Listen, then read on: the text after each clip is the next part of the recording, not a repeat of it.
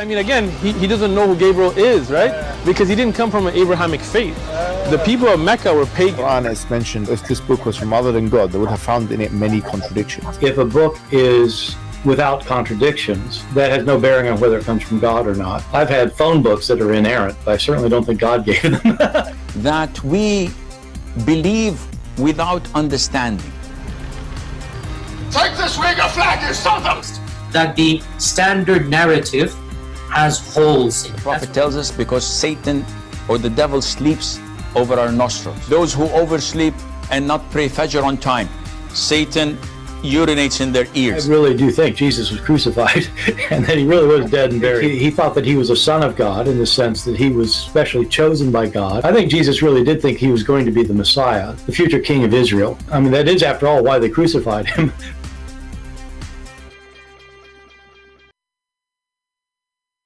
All right, hello everyone, and peace of Christ to all of you. Before we start, I wasn't really going to go live, and I said, let us, get this guy busted.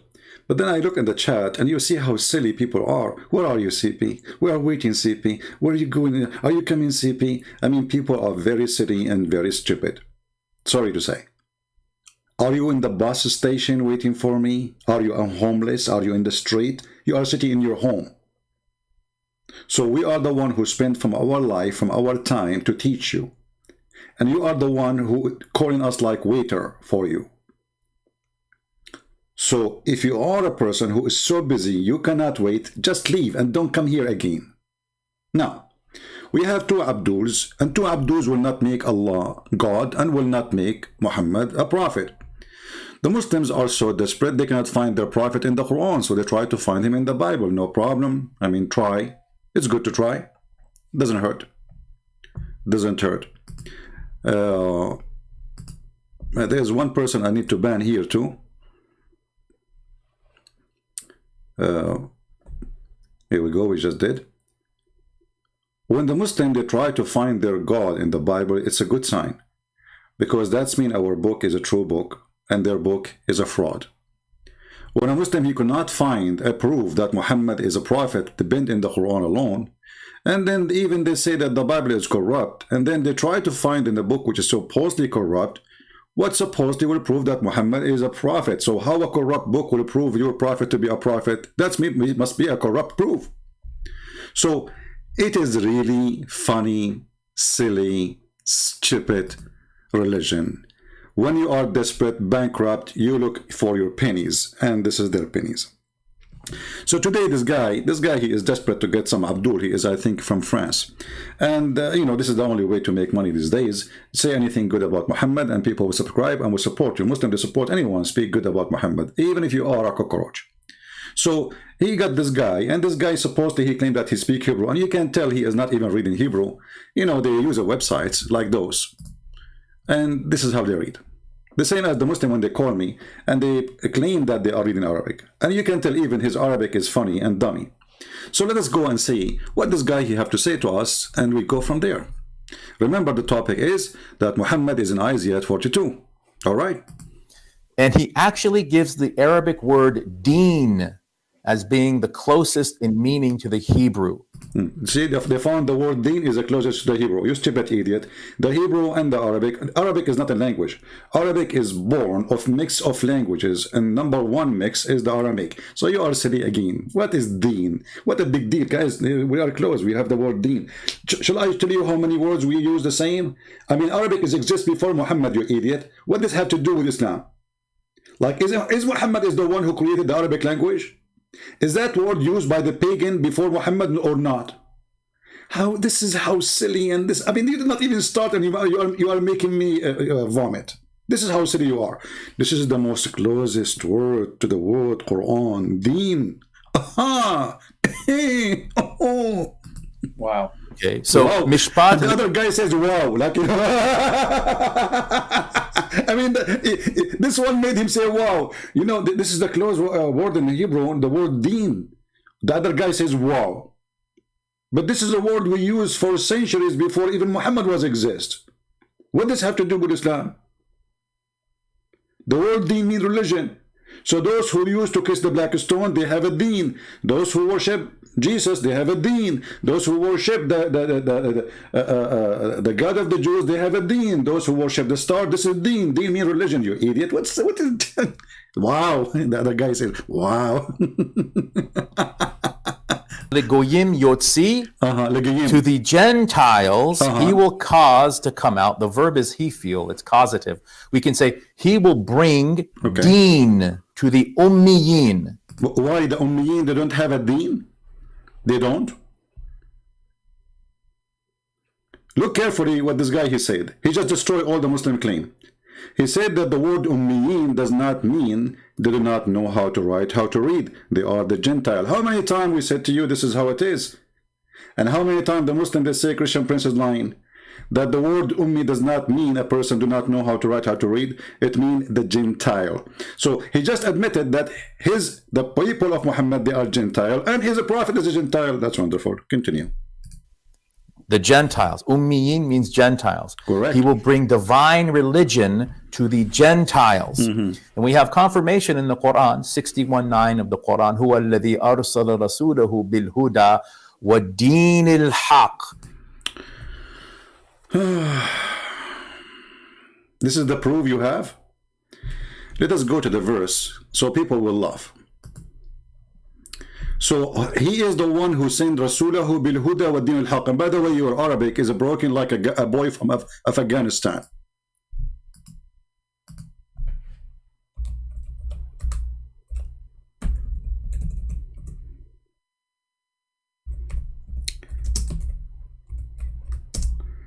Everybody will laugh right away from the verse you just quoted for us.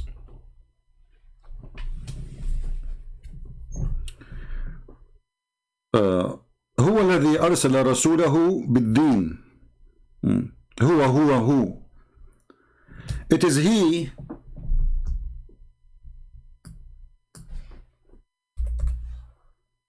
who sent his messenger. He who. And this exists everywhere in the Quran, by the way. Not only in chapter 61, verse number 9. Chapter 48, verse 28 says the same. Chapter 9, verse 33 says the same. And this is a proof to us that the Quran is written by a stupid idiot, because you do not need to repeat the same thing all over. But let us go with him. It is he chose this one, 61:9. It is he who sent. It is he who.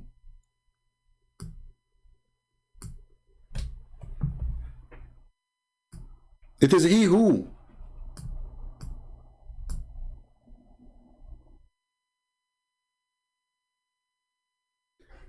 Here always we see the stupidity of the author of the Quran. The Muslim they say that Allah, he speak about himself as the second person or third person. But that will not make any sense, because this guy, he'd always say in a stupid way, which means obviously the author is speaking about Allah. Their intention to extinguish Allah light by, between two brackets, by blowing. What the heck? With their mouth is okay. Who is talking that? Who is saying that? Allah. How Allah, he says their purpose to extinguish the light of Allah when he is Allah. And then he continues saying, it is he, and the verse before it is the same.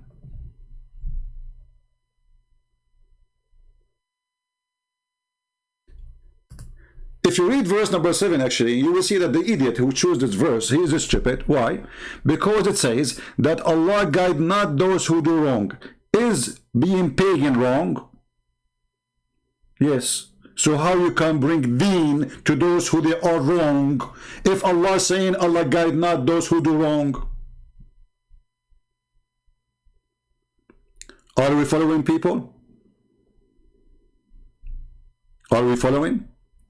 He just chose a verse. That verse got him busted. Allah will not guide. He said that Muhammad will bring a religion to who? To the pagan. Okay, wonderful. The same chapter he chose, not me. He said 61, we went to 61. He said verse number 9, We just read verse 9 and read the verses before it, 2 verses before it. Verse number 7 saying, and Allah guide not those who do wrong. Is being a pagan wrong?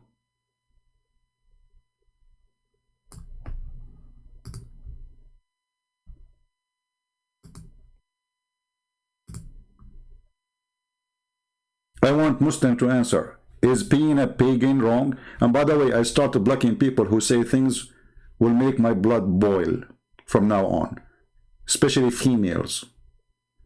Anyone who says something silly in the chat, I will block you. I have no time for stupidity. And Allah guide not those who do wrong. You might ask why I'm saying females, because there are some females here that are coming to fight with each other and, you know, make a drama. So those, we will block them. Anyone will go out of the topic, I will block you. Male or female. Enough is enough with dummies. Isn't it enough we have Muhammad, the biggest dummy in the earth? So Allah guide not those who do wrong. And here you ask yourself, what a stupid religion then? And what is the idea that Muhammad is a prophet if this God will not guide who do wrong? So Allah will guide what? The one who do right?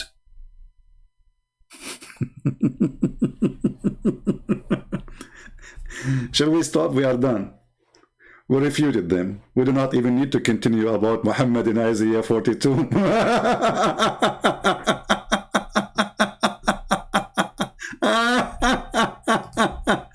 Oh boy, what a stupid idiot.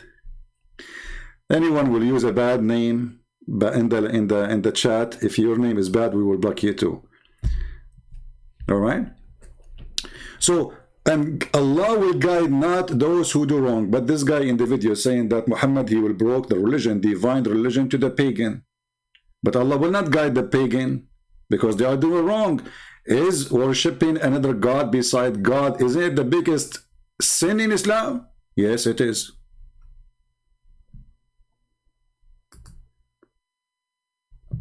If we go to different verse, just to show you how silly those people. This is the most stupid silly cult, and it is the easiest to defeat.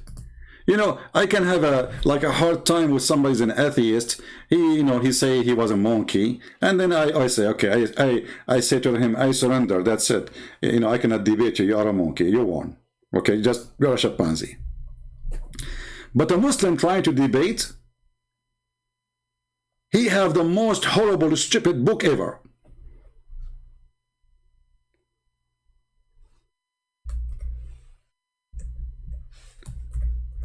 When Muhammad, he tried to bring the deen, which the guy he mentioned, to those who don't believe in Allah, Allah said to him, are you going to guide the one who Allah misguide and deceive?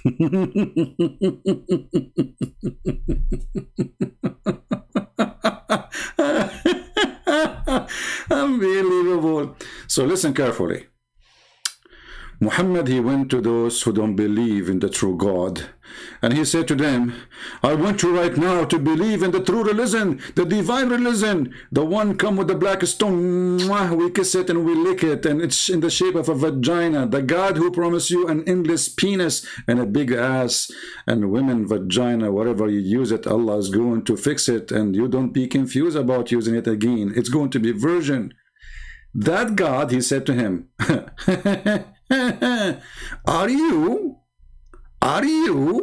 would ye guide those who Allah, and look at the first translation, Allah throw away? Where it says throw away, it says adallallah, those who Allah deceived. Are you going to guide those who Allah he deceived? Those who Allah he deceived, nobody can bring them back to the faith, or they can make them fixed. If you change the translation here,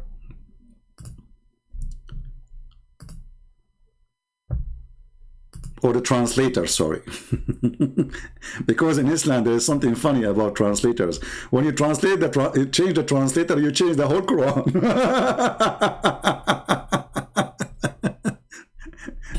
My friends, the one who come in the chat, as long as we are started already, don't say shalom, Christian Prince. It's too late.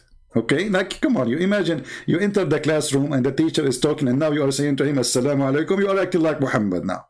So listen carefully, don't be like my cousin who went to the movie. He spent the day saying Assalamu alaikum, and when the movie is over, he was not yet done shaking hands and saying Assalamu alaikum. So you enter the chat room and we are talking, avoid shalom to you. It's not important. When Allah, he says, do you want to guide those who Allah deceived? The Muslim here, they are using send astray. How Allah, he sent people astray? I thought the one who sent astray is the devil. Isn't it? Who is the one who sent people astray? Is the devil. Even the Quran confirmed that. But the Quran in the same time confirmed that the one who really sent astray is Allah. And not only that, Allah is saying to the funny Muhammad, and whoever Allah deceive, you will never find for him a way of guidance. So how does dummy, he says to us that Muhammad was a person who bring a religion to the pagan, when the pagan are gone astray by the act of Allah? We did not even start the video, my friend. It was just 2 seconds you mentioned something, and we spent 20 minutes laughing. So what will happen if we play all the video? We cannot do that. I will play a little bit of your video, so we will have enough comedy, and then we continue. He it is, God is the one who sent his messenger with guidance and the religion of truth, the mishpat. هو الذي بعث في الأميين رسولا. That's 62:9 of the Quran. He it is who sent his messenger, he it is who sent among the Gentiles a messenger. And of course, so, you know, when the Muslim, they confirm now suddenly that Muhammad was sent among the Gentile, and by the way, he did not continue reading the rest because it says one of them. And the reason he did not read the rest, because it's very embarrassment.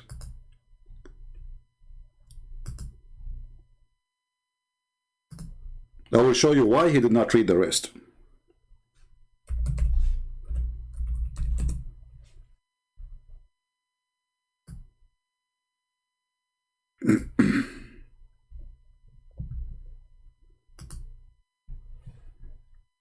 It says here, he it is who, which is funny again, Allah keeps saying he it is who.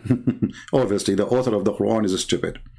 It is he who sent among the Gentile, as he said, a messenger among themselves. So he was a Gentile too. He was a Gentile too. Then we need to ask ourselves a question. Didn't we just show you that Allah guide not those who do wrong?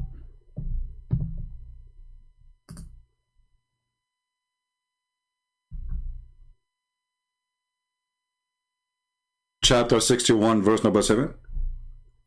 And isn't it wrong to be a Gentile, which means not to worship Allah? So Allah guide not those who they are Gentile. How Allah will choose Muhammad to be guide or guided?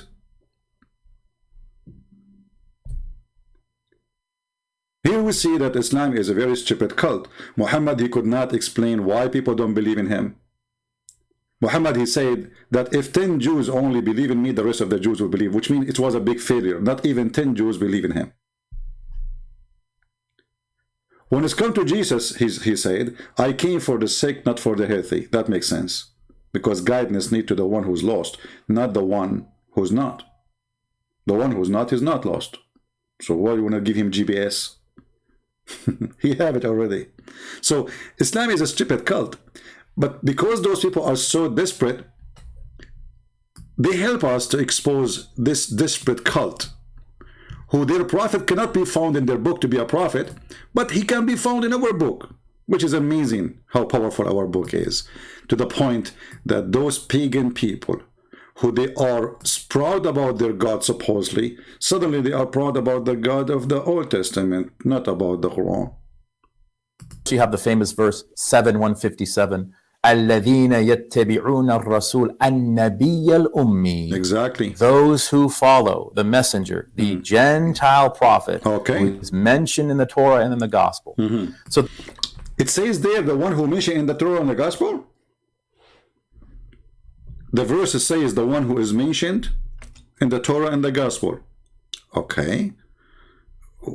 Where it says that? This is the verse you quote for us.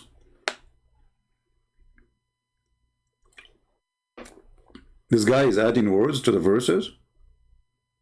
We just heard him saying, it is he who sent the Gentile messenger, which his name is mentioned in the Gospel.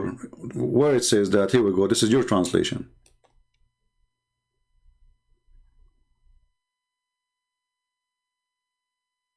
Where we can find that. But, you know, they knew that those Muslims, they worship anyone. He say anything good about Muhammad, so nobody is going to go and read. But that will not work for us. We are here to love. We are not here, by the way, to refute you, my friend. You are just silly, stupid idiot.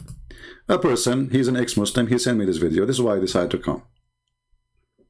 This person, he just left Islam, I think maybe last week or 10 days ago. You remember, live on air? He's the one who sent me this, and he said to me, those videos are frustrating. I said, why? They are funny. Continue. that's verse 1. Okay. So all this time he spent, this is an hour, this is 55 minutes. This is why I have to jump the video. This guy, he talked too much, he say nothing. This is after 55 minutes, this is verse 1. Thank you. So the title is Muhammad in Isaiah. It took him 55 minutes to read verse number 1. I hope it's not going to do the same for verse number 2. Continue. Verse 2, it says, Lo yitz'ak velo yisa velo yashmi. You know what? I have a challenge for you. To call me live and to say those words and your eyes is closed.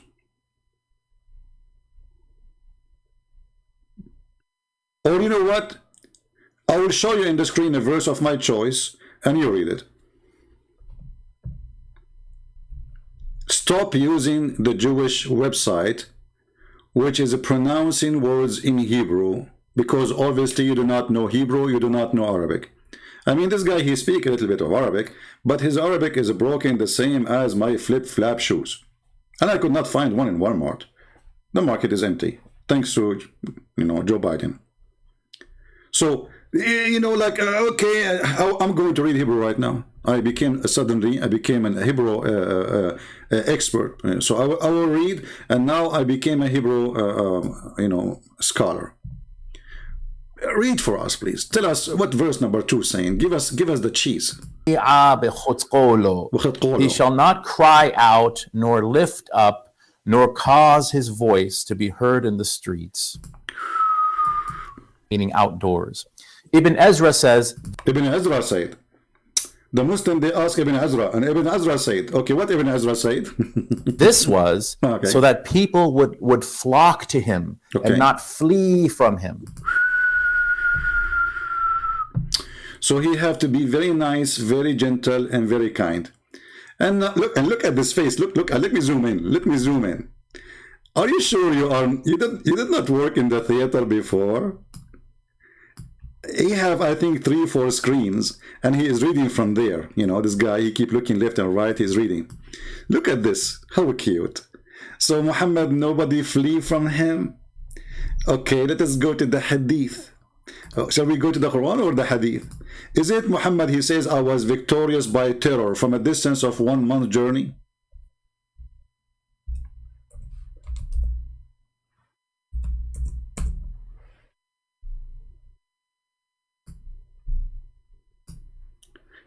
He is a scary bastard who people run away from him from a distance of 1 month journey. And he just said, the Bible says, he is a person who his voice don't go high. He's very nice and very gentle, so people will not flee away from him. So you stupid idiot son of Muta. Excuse me for the language. As I thought muta is a good word, right? Muslims, they say it's a marriage. So as long as it's a marriage, you are a son of marriage based on this.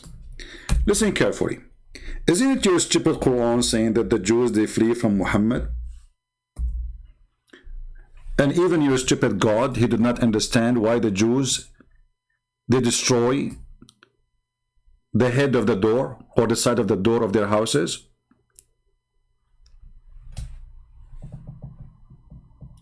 It is he who get out the unbelievers. From who? From the people of the book. From their homes. Okay. I thought they will not flee. You just said they will not flee. Everybody flee from Muhammad. Even his family, they don't want him. And here it says, they destroy their dwellings by their own hands. The stupid Muhammad could not understand why the Jews, when they left, they took from the side of their door, you know, they destroyed the door because simply there is a piece of rock. They write on it a verse from the Bible, from the Old Testament, that like you, Israel, your God is one. So the stupid Muhammad saying, like, well, the Jews, why they are destroying their houses? Wherever they go, when a Jew, he leave the house, he don't care for the house, he cares for that rock. Because in the new house, he will put it there too. It's a sign in the top of every Jewish house. So the silly Muhammad, he could not understand why they are doing that, but for sure, somebody who have little education, he will know. But as he said, his prophet was a Gentile, and he is ummi, he is illiterate. Illiterate in the meaning he know nothing about God. And this is why, you know, if we go back, we will see that a person like this guy who claimed to be a sheikh, the shaky sheikh Uthman, he said that Muhammad was from the pagan. Muhammad, he was from the pagan. Actually, this guy, he agreed. Muhammad was a pagan person, and he do not know who is Gabriel. He do not know who's Gabriel. He never heard of him.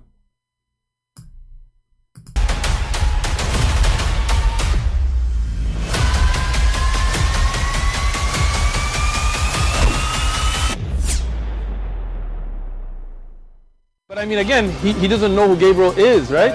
Because he didn't come from an Abrahamic faith. The people of Mecca were pagan. Quran has mentioned. The people of Mecca, they were pagan. The people of Mecca, they were pagan. He himself, he is not from the Abrahamic faith. All of this prove that the Muslim choice of Isaiah 42 is absolutely a fraud, because this person is already a servant of God. This person is already a believer in the true God, not somebody later will believe. He was named servant. He was not named a pagan. So he was a servant. He will bring the divine religion or believe to the pagan, but he is not a pagan. Do you see how silly they are? This is Isaiah 42. He arrived now to verse number 2. So he will not raise his voice in the street. He will not lift up. He will not even break a branch of tree. He will not burn a tree. So this person is already a servant of God. Muhammad, all his life, he is a pagan. And actually, after Islam, he is a pagan too, because still they believe in the same God. So if we go to the hadith, I'm not going to waste my time with this donkey. We will find Muhammad, he is burning.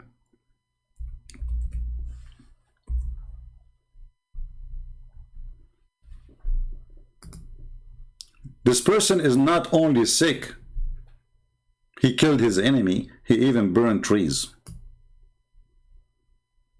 Do you see it? He even burned trees. And the funny thing, this guy too in the video, We will not play it, all of it, because they might claim copyright over it. He said that the prophet, he was protected. The funny is, all of us, we knew that Muhammad died by poison, which a woman, a Jewish woman, she bought from Home Depot for rats. So Muhammad, he killed, Muhammad, he raped, Muhammad, he did everything. And then he says to you later, he will say, well, you know what, the Christian, they might say, well, this is against what the verse here is saying. And then he say, well, Moses, he killed 3,000 people. Abdul, stupid idiot. Why you jump to Moses? Do the Christians say that this prophecy is about Moses? You see how stupid, how silly you are. So Moses, he killed 3,000 people. The Quran says that he should kill them all.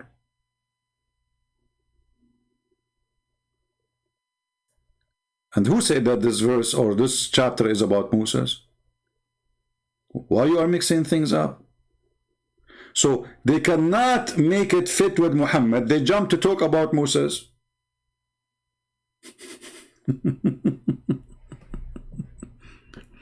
So my friends, we made tons of videos refuting those garbage. But as you see, I mean, it's silly. This guy is a child molester. First of all, shouldn't we ask ourselves if he's a prophet? Let us say, and why, by the way, there's an important question when Muslims they say to you this about Muhammad in the Bible. Tell them why Muhammad did not say, open Isaiah 42 and you will see speaking about me. Is this a good question?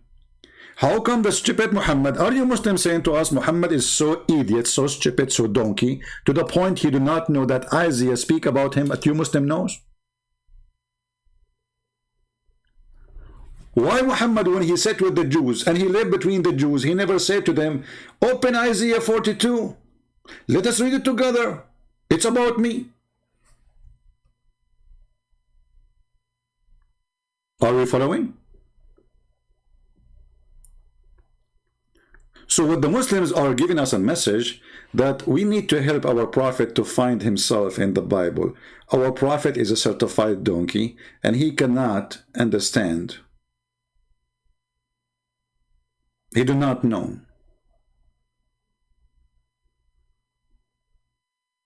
We know. The prophet do not know. The prophet is an idiot. He do not know that the Bible is speaking about him. And hold on. You know, they will say to you, no, the Quran says they will find in the book. Shouldn't you say which verse in the book? I mean, what kind of argument to say you will find about me in your book? Shouldn't say where in the book?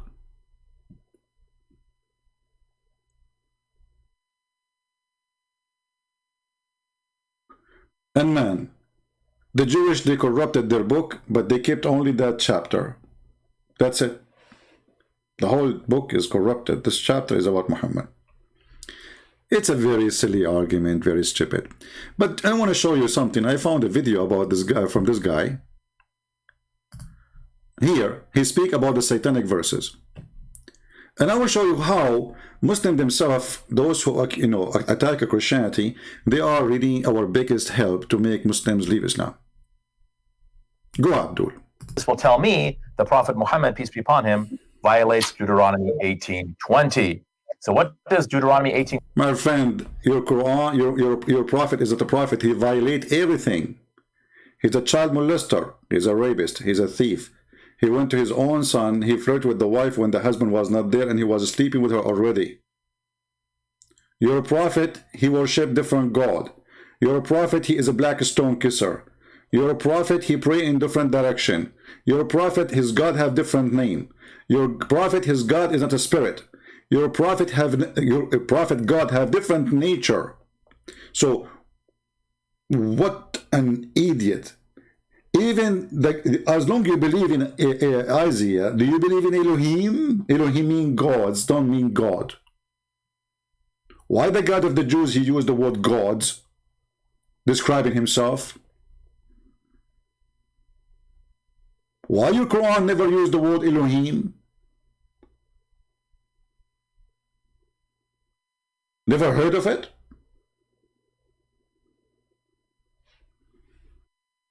20 say?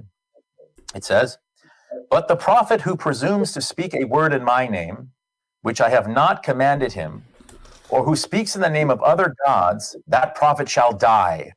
Okay? So what are they talking about with this verse? They're talking about the story of the satanic verses, right? Of course, so this was a phrase that was coined by Scottish Orientalist William Muir. Muslim scholars refer to it as Qissatul Gharaniq or something like that. Abdul, let me teach you Arabic. Qissatul Gharaniq. Gharaniq. May Allah gharnuq you. Continue. But as you know, Christian apologists, they love this story. Yeah, we love it. They think it's the greatest thing since the book of Galatians, right? And the other guy he love. The other guy he love. Whatever this guy he say, this guy he support. Like, wow, love. He's the Joker, like that, the blonde guy. What a whore.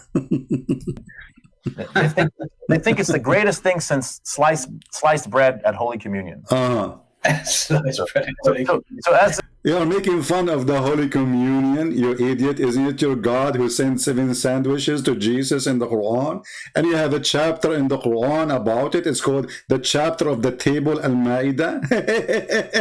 Allah himself, he gave a bread to Jesus and his followers. The biggest communion ever. 7 whales, each one of them in a big loaf of a bread.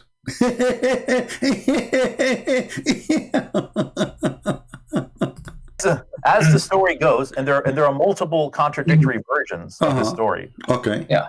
When the prophet was in Mecca, he was reciting Surah Al-Najm, Okay. and he recited أَفَرَأَيْتُمُ اللَّاتَ وَالْعُزَّى وَمَنَاةَ الثَّالِثَةَ الْأُخْرَى. Have you not seen these 3, Alat and Al-Uzza and Manat? Okay. These were considered to be goddesses among the pagans. And then Satan apparently whispered 2 false verses to the prophet, which he thought were divine revelation.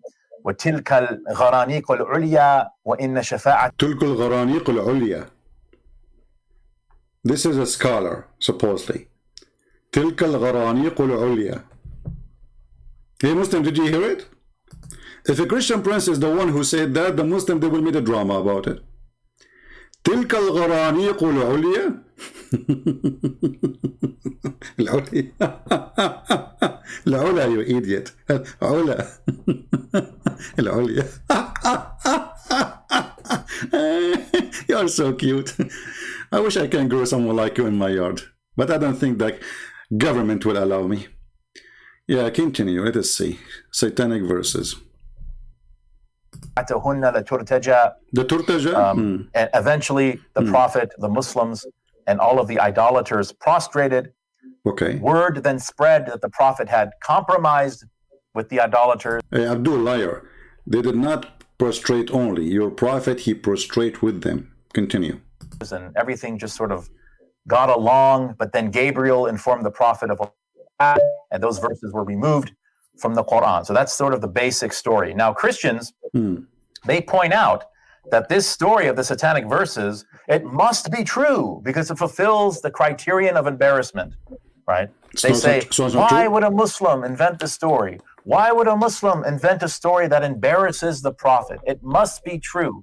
So I personally agree with Imam al-Razi about this story. Okay. What he said? Imam al-Razi, he said that this story not only clashes with the Quran and the Sunnah, but also clashes with reason. You stupid idiot. How it's going to clash from the Quran? If you just say it, Allah will remove it.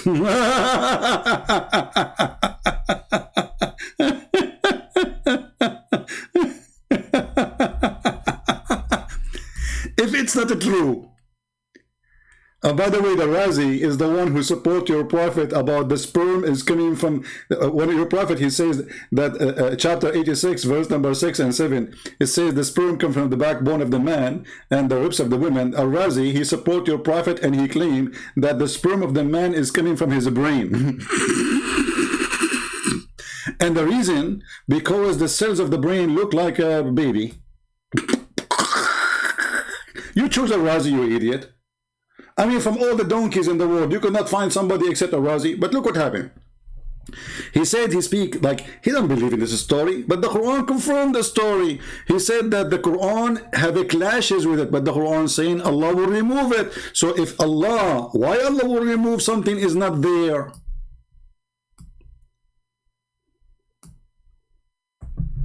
This is not the verse. Hold on. Why Allah will remove? Sorry, I clicked at the wrong one. Why Allah will remove something? Even the Quran says Shaitan he throw in his vanity a desire. The verse says that. And this guy is saying, he said this is not true. Oh boy. This is not true, brother. The story here, it's not true. But the Quran confirmed it. The Quran confirmed that Muhammad he received satanic verses. Otherwise, why the Quran saying so? And not only that, the Quran saying it clearly that Shaitan throw it, Allah will take it off. And now I challenge you to tell me what Allah take off or took off. And what is our guarantee that this verse itself is not made by Shaitan? Because if Shaitan was able to put satanic verses in the mouth of Muhammad, he can put this one too. This guy, he said in the beginning of his video that Allah, he protected Muhammad. Asimuka. Allah, he said, I protect you. But as you see, he did not. Because protection will not happen after the disaster.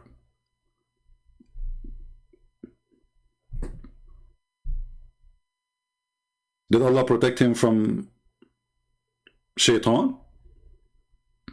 Did Allah protect Muhammad from the poison? Where the women, she poisoned Muhammad by Home Depot poison for rats? So when he said Allah protected Muhammad and he promised him, that additional proof that this is a fraud. This is a fraud. Now when he go and he say, this is why Al-Razi, so, you know, Al-Razi is your witness. And Al-Razi, he said, this is conflict the Quran. Shouldn't you give us why? Why it conflict the Quran? How it can conflict the Quran when the Quran say clearly that Allah will take what Shaitan he throw?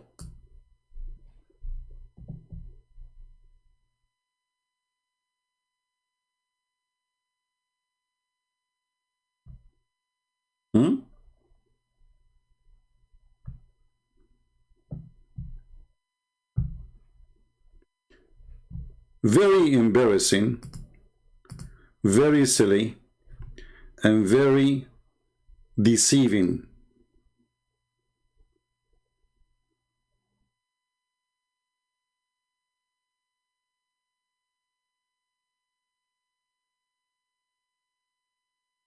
Do we have any Muslim want to say anything?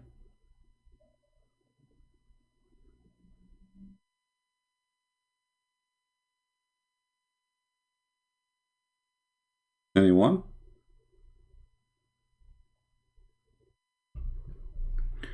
And if we go to Al-Razi, and this is Al-Razi in the front of us, it says here that when the Prophet was reciting the chapter of An-Najm, وَالنَّجْمُ إِذَا هَوَى, and here we need to ask ourselves, what kind of God he swear by? God, he swear by a star. And since whence the stars fell down where? In the earth.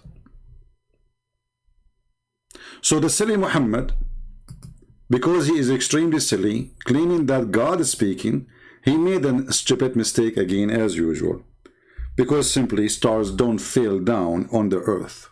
This is a meteor. And Muhammad, he think it's a star. In the top of that, as long we are talking about pagan and believers, isn't this is a proof that Allah is Muhammad the pagan? Because why Allah will swear by a star? You see, always we swear by something. If somebody want to take an oath, you take an oath by something higher than you. more important than you, extremely valuable for you. But a God he swear by a star. Why? And actually, if we read this chapter here, you will see this chapter is a disaster, proving again that Isaiah cannot be about such a stupid prophet. Why? Because this prophet, he claimed that Allah, he said to him,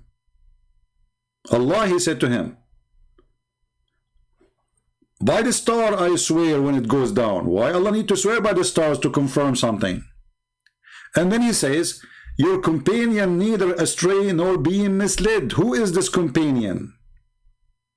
Muhammad? But this verse is coming to Muhammad. Why Allah saying your companion if he's talking to Muhammad? Nor does he say aught but his own desire. So Muhammad don't speak anything except from his desire. But we just heard him saying that Muhammad, he received satanic verses. The same chapter, you know, you see the Muslims, by the way, when we see this chapter here, doesn't mean that this chapter, all of it came together, you know. But the Muslim, they claim things, which is very funny. If you go to, there's a website show you something called Quran according to Revelation. So you will see that the Muslim, they say to you, this verse came here, this verse came there, and then the Muslim, they add it to, they put it wherever they want. This is why the Quran is mixed up. But if you continue here with me reading, when it says that this is nothing but inspiration, but Muhammad never received inspiration. Muhammad, he received delivery. Inspiration, if God inspire me in my head, not if somebody come to my door and squeeze me 3 times. That is not inspiration. That is Amazon delivery. So even the words Muhammad he is using, proving that he is an idiot, he is not even good in Arabic, his sentence is broken and the meaning is so stupid. Obviously Muhammad do not know what inspiration mean, at least in the value or the standard of belief. Because if you believe that inspiration, that it is somebody delivering to you literally to your house by coming to you as a man, and that is inspiration, that is stupid. That will be called, maybe I can say, this is revelation. God, he revealed to Muhammad something through his angel. I will let it go. But this is not inspiration.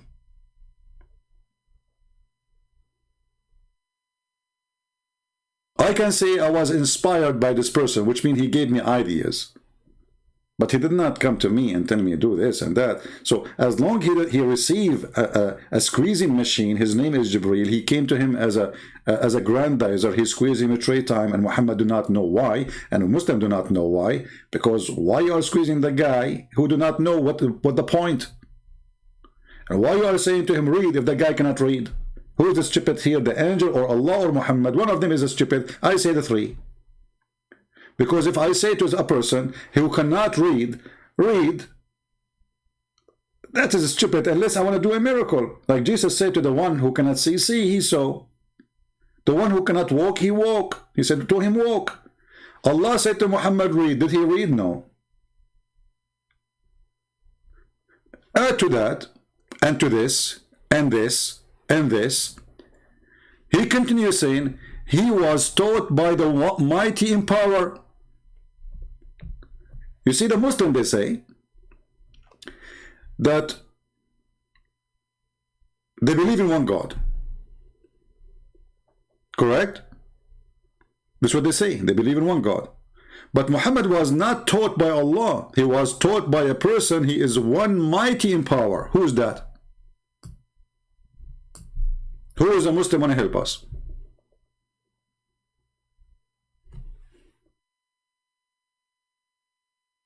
Any Muslim?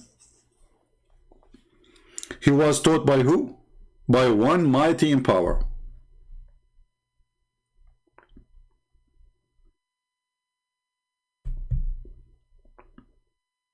Is that Allah? If the Muslim, they say this is Jibreel, so Muhammad was not taught by Allah. And the inspiration is not from Allah. That means Jibreel is God. Then he continues saying, endued with wisdom, for he appeared. Okay, hold on. Allah praising Jibreel now? Or he is speaking about God? Who is this guy who is, full of wisdom? He is so strong. He is a mighty in power. And then it says, while he was in the highest part of the horizon. Like, what the heck? Who's this? And then it says, and then he approached and come closer. Like, what the heck? Listen carefully.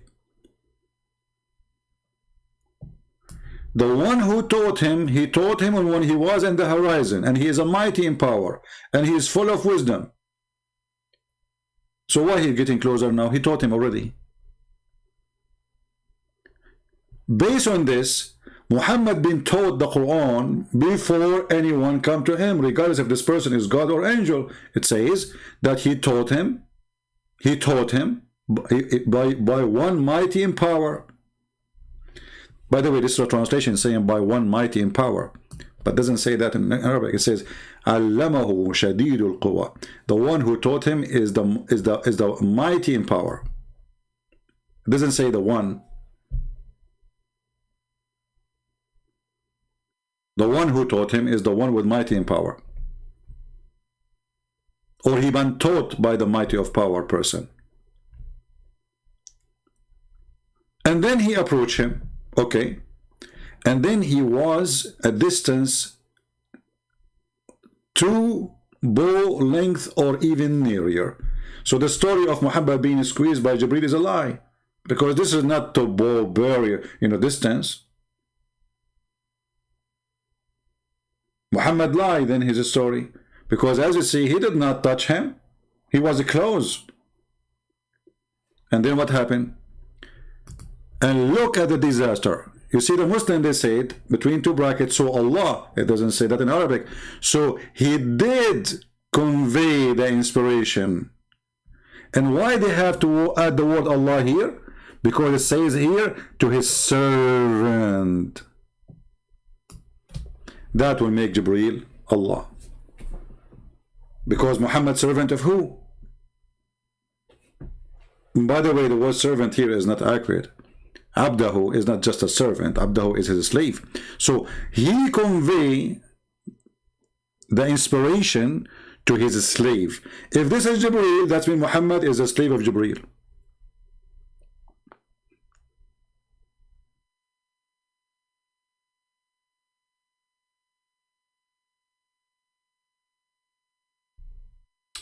All right, John, we pray to your brother-in-law to be fine. We pray.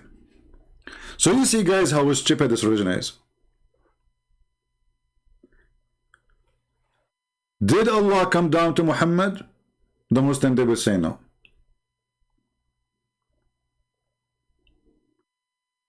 Do the verse says Allah convey the inspiration to his servant?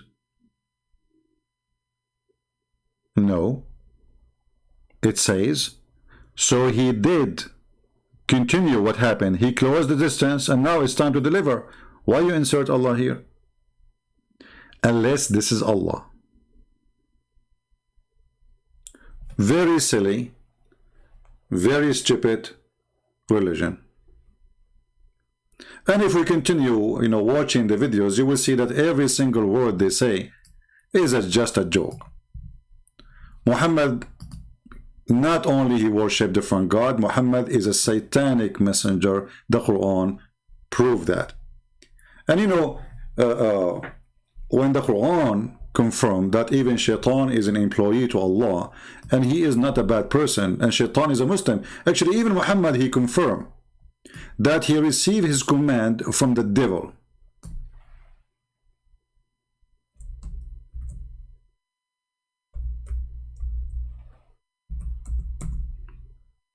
Even Muhammad, he confirmed that he is a person who received the command not from God but from the devil. Read carefully, and this is Sahih Muslim.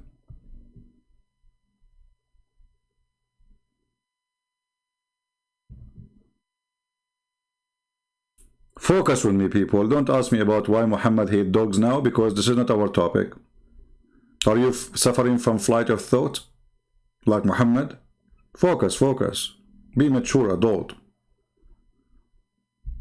And we know why Muhammad he hates dogs, because dogs hate him. Dogs can, can sense evil. But focus with me. Muhammad, he says, there's none among you, but he have attached to him a shaitan, a devil. The Muslim, they will say to you, it doesn't say shaitan here. No, it does. Here we go, let me show you. We just move a little bit. The mischief of shaitan. Do you see it? The mischief of shaitan. Okay, what shaitan he do? How he send his troops, what the heck, to tempt people, and every person there is a qareen. What qareen mean? A companion. So according to Islam, every person he have a boyfriend, and his boyfriend is a shaitan. Muhammad, he said, I have a boyfriend, he's a shaitan too. And he do what shaitan do. And they said to him, and you too have to? He said, yes, but Allah helped me against him, so I am saved from his hand, and he does not command me but for good. So Muhammad received command from who? Muslims. Muhammad received commands from who? It's in the front of your eyes, the devil. So when the Bible speaks about prophets, prophets should not receive command from the devil, shall not speak in his name, shall not worship him, shall not follow him, shall not do what he do. Everything Muhammad did is a devilish, satanic. Not only he received satanic verses, this is the lowest to talk about. What about Muhammad, the good man, the wonderful man, making a chapter in the Quran saying any Muslim woman, she can offer her vagina to the Prophet so he can if it. Isn't this devilish? Is it really from God? He made verses saying any woman, she want to offer herself to the Prophet? Are you saying to me that Muhammad is a man who don't care for himself, but he care for his penis? Are you saying to me that Muhammad is very humble, but not when it's come to his penis? He want every woman to sleep with him. Even he said that Allah, he promised him to have sex with Mary, the mother of Jesus. This is how filthy he is. Even he said that he is going to have sex with the wife of the Pharaoh. Even the wife of the Pharaoh is not safe from his hand. When Khadija, she was dying, Muhammad, he said to Khadija, look how filthy he is. I mean, the wife is dying, and look what he's talking to her. He said to her, don't forget to say shalom, salamu alaikum, send my greeting to my wives. Khadija, she said, what the heck? You married women before me? You did not tell me.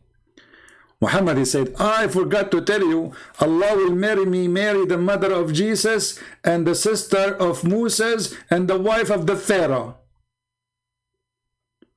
And for sure, he said the sister of Moses, which is Mary, the mother of Jesus, because the idiot, he think that Mary, the mother of Jesus, is the sister of Aaron.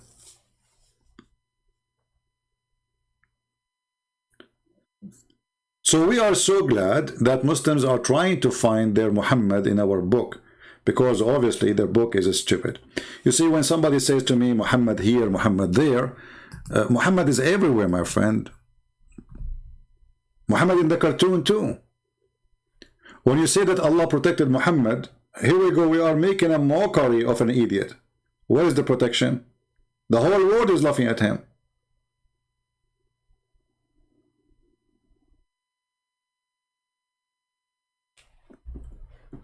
When we go in the Quran and we find that the prophet of God, he said the most stupid, silly things, and he claimed that this is from God, then we right away will find out that he cannot be from God. I mean, what kind of a prophet? He claimed that Zulqarnain, Alexander the Great, is a prophet of Allah, who found where the sun set. He found even the sitting place of the sun.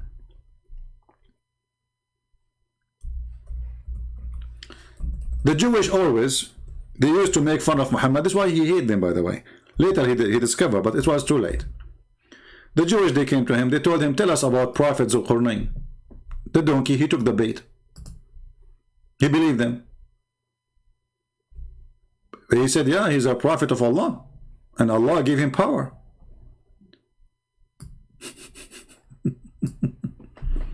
This is the prophet you are talking about. He did not know that Zulqarnain, Alexander the Great, have nothing to do with the true God. He's a pagan. He did not know that this guy is a bisexual. He used even to sleep with boys. He did not know that this guy, he himself, he's a gay, which means even men do him. Suddenly, this guy became a messenger of Allah. This is the prophet of God who brought Zulqarnain to be a person sent by God, a person who'd get boom boom, who men sleep with him. Open my Skype, Abdullah. Are you sure? Okay, Abdullah, I will open Skype just for you. You sound interesting. All right, I'm opening my Skype.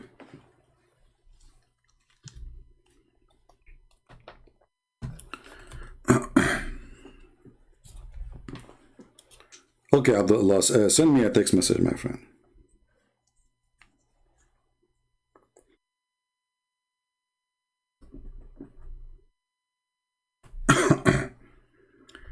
Hey, Abdullah, send me a text message. Already my Skype is open.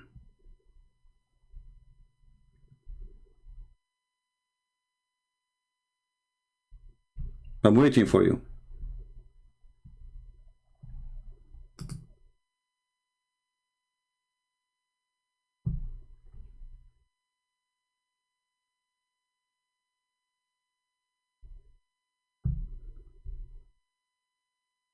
Are you there? Oh, this is you? Okay, love my Allah. This is you, Abdullah? Okay.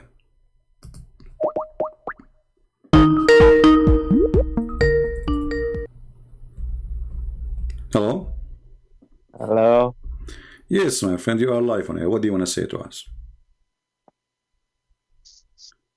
It's too late and you're streaming still?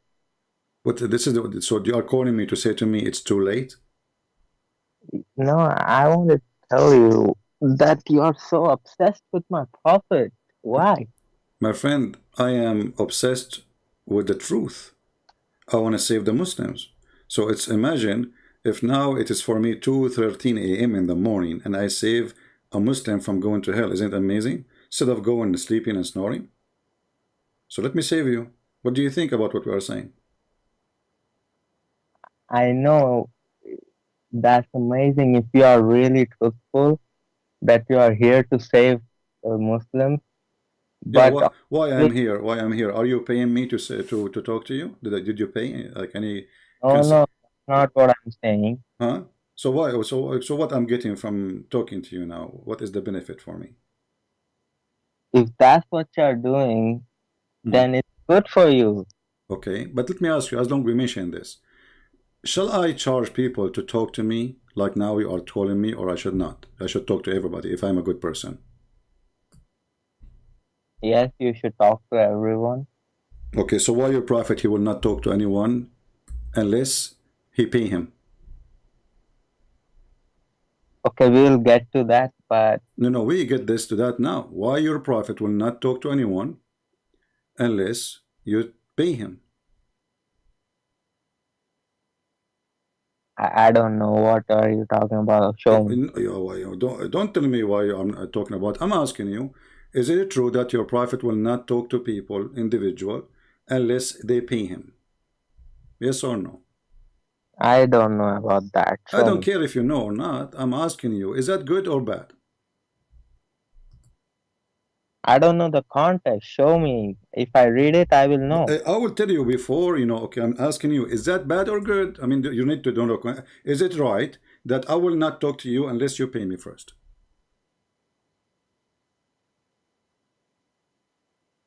look, I cannot say right or wrong. Why not? Because there has to be, if my prophet asks for money to talk, Yeah. then there has to be a reason for it, because Okay. So what is the reason that I want to talk to you? You will not talk to me and you are a prophet unless I pay you first.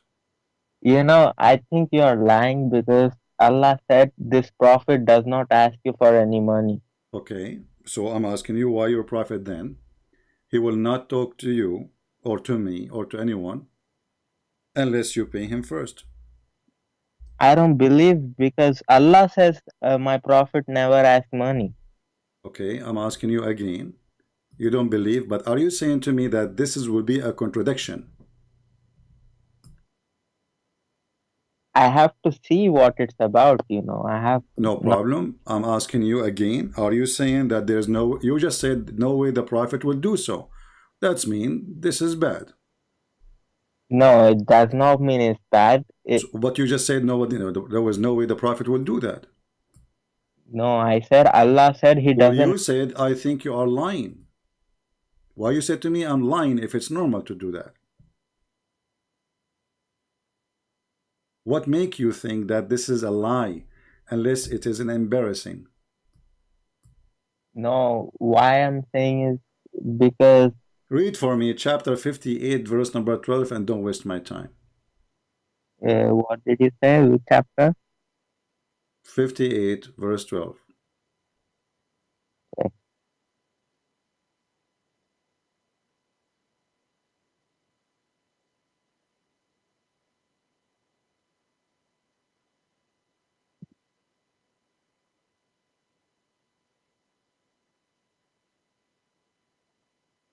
Okay, all you who have believed, when you privately consult the messenger, present before your consultation a charity that is better for you and purer, but if you find not, then indeed. Okay, Allah is not like forcing everybody. You see, Allah is saying, but if you cannot give it, then Allah is forgiving. Okay, but this is make it a sin. Like, when you go now, if you want to talk to the prophet and you don't have anything in your hand, Allah will forgive. Allah is all merciful. He's making them feel guilty. So you have to bring something to him. And you will see here it says in a private consultation. So you're a prophet. He have a clinic. He opened a business. You want to talk to me in a private, you have to spend some money first. It is for the sake of Allah. For the sake of Allah, you have to give it to Muhammad. What sake of Allah? You have to give it to Muhammad. Allah's religion. What? To help Allah's religion, he has to give some money. People have. Why Allah don't give him money? Isn't it Allah is God? Isn't it Allah he can open rivers of gold and silver to Muhammad? Why Allah he need to beg for money, asking Muslims, the poor Muslims, to give Muhammad their money? Allah can do all of that, but Allah. No, he cannot. Prove it. Here we go. You just said that Muhammad need the money. Let me ask you. Did Allah ask the Muslims for a loan? Yes. That's okay. Why Allah is asking for a mortgage, a loan? Okay. Let me explain to you. You see. You see. It's same with how Jesus. You guys say he came to the world humbling himself, right? My Allah is humbling himself. Humbling himself by borrowing money from the Jews? Your prophet, did your prophet borrow money from the Jews according to you Muslims? I mean, I don't know. What do you mean you don't know? It looked like you know nothing. Did he? Well, this is what you Muslims say, that the prophet, yeah, he borrowed money from the Jews. Okay, so what are you trying to prove from that? Well, I'm trying to say that your prophet is taking money from everybody and Allah is not providing him. And Muhammad is making verses from the Quran just to collect money, to the point Allah is saying who give Allah a beautiful loan, so Allah will double it for him. Secondly, if Muhammad took a mortgage from the Jews, that means he paid interest, and that will not make him a prophet of God. for he himself practicing something against God teaching. What kind of a prophet he pay interest by taking a mortgage from a Jew? A Jew will not give you the money for nothing. It's not a charity. He's doing a business. So Muhammad take a money from the Jews. He is paying interest. Muhammad, he is seeking money. He asks people. He says, if you give me money, Allah will give you a corner lot in heaven. So Muhammad is a fraud. Wherever he go, he want to take money. Did he pay back the Jews? No, he killed him. He took the money and then he killed him later. So you're a prophet. This according to you that he borrowed money. I don't believe in this garbage. But here you see that Allah keep in the Quran saying, who want to give Allah a beautiful loan? Why Allah he need a beautiful loan? Cannot Allah open all the money and the sources to Muhammad? Can't he provide him? Don't the believers say, God is our provider? Who is the provider of Muhammad? Who is the provider? Yeah, It's Allah. Like no, even for if you, Allah himself is begging for money, how Allah is his provider? that's Allah motivating his slaves. Oh, so Allah he motivate his slave. So, but he cannot give money. Allah himself he cannot give money to Muhammad. Did he give him money? Whoever gave him money. What do you mean whoever? Why Allah saying give a mortgage to Allah? Okay, let me explain. Explain. Go ahead. Since my Allah is. By the way, I noticed that you are the smarter between all your brothers. You are the only one kid in the family, right? Yeah. Yeah, this is why you are the smarter between all the brothers. Okay, go ahead. Yeah. Genius. Okay. Continue. Go ahead. Like those people, whoever gave money, right, to my prophet, they gave it because Allah told them. So it's basically they are giving because Allah asked for money. So my prophet is getting that because of Allah's order. You see? See, that's how Allah provides. You don't see the wisdom. You don't see the beauty of Islam. Okay. And Allah said, I will give you 700 times more on the day of judgment. And okay, hold on. Okay, so Allah will give you 700 times in the day of judgment. What you would do with the money in the day of judgment? Not money. What he will give you then? He will give 700 times the reward. What is 7 times reward? What is that? That's gonna be 700 times more status in Jannah. What does that mean? You see, there are different levels in Jannah. What does that mean? Meaning, let me explain to you. One level in Jannah, the difference is, let's say I am in a lower level and my father is in upper level than me. Okay. So I will be looking at him like how you guys look at stars. That's how far he will be. Okay, and what does that mean? I mean, okay, you told me that he is far, but this is not good because you will not see your dad no more. What kind of reward this reward is? So now you and your father in heaven, but you are in the floor, he is in the front floor. Hey dad, do you hear me? No, you idiot, I cannot hear you, I'm so far. What? I just gave you an example. Okay, this is your example, not my example. Your example is funny and stupid. I asked you, you said 700 more time reward, and you said to me, there is devil. But what you would do in those levels, what you will get? Is it true that Allah will give you 80,000 little boys in heaven to do things to you? Those are slaves. Okay, why you need the slaves in heaven? What they will do exactly to you? Allah will make us kings in our Jannah, you know. Allah will make us feel like we are kings. Okay, what the slaves will do? Explain to me. They will give us whatever we want, like they will serve us with food. So you need 80. How many sandwiches you will eat a day? It depends on how that place will be, you see. Okay, but hold on. Isn't it your God, Allah, he says, even the hadith says, if you look at the bird in the sky, is going to be in your dish right away, so there's no need for a servant. Isn't it your Quran says that your clothes will never wrinkle, will never be worn, which means you do not need laundry, you do not need to take a shower, and the food, even the trees will go down to you. So what the servants for? They will do nothing. What those servants are doing? No, those servants are there for specific time. They will bring food at specific time. But your God, Allah, he just told you that the food will come to you. Nobody need to bring it to you. Yes, that will come. but that does not mean that the slaves will not do what they're supposed to do. Okay, hold on. Can you describe for me first the slaves? Describe them for me.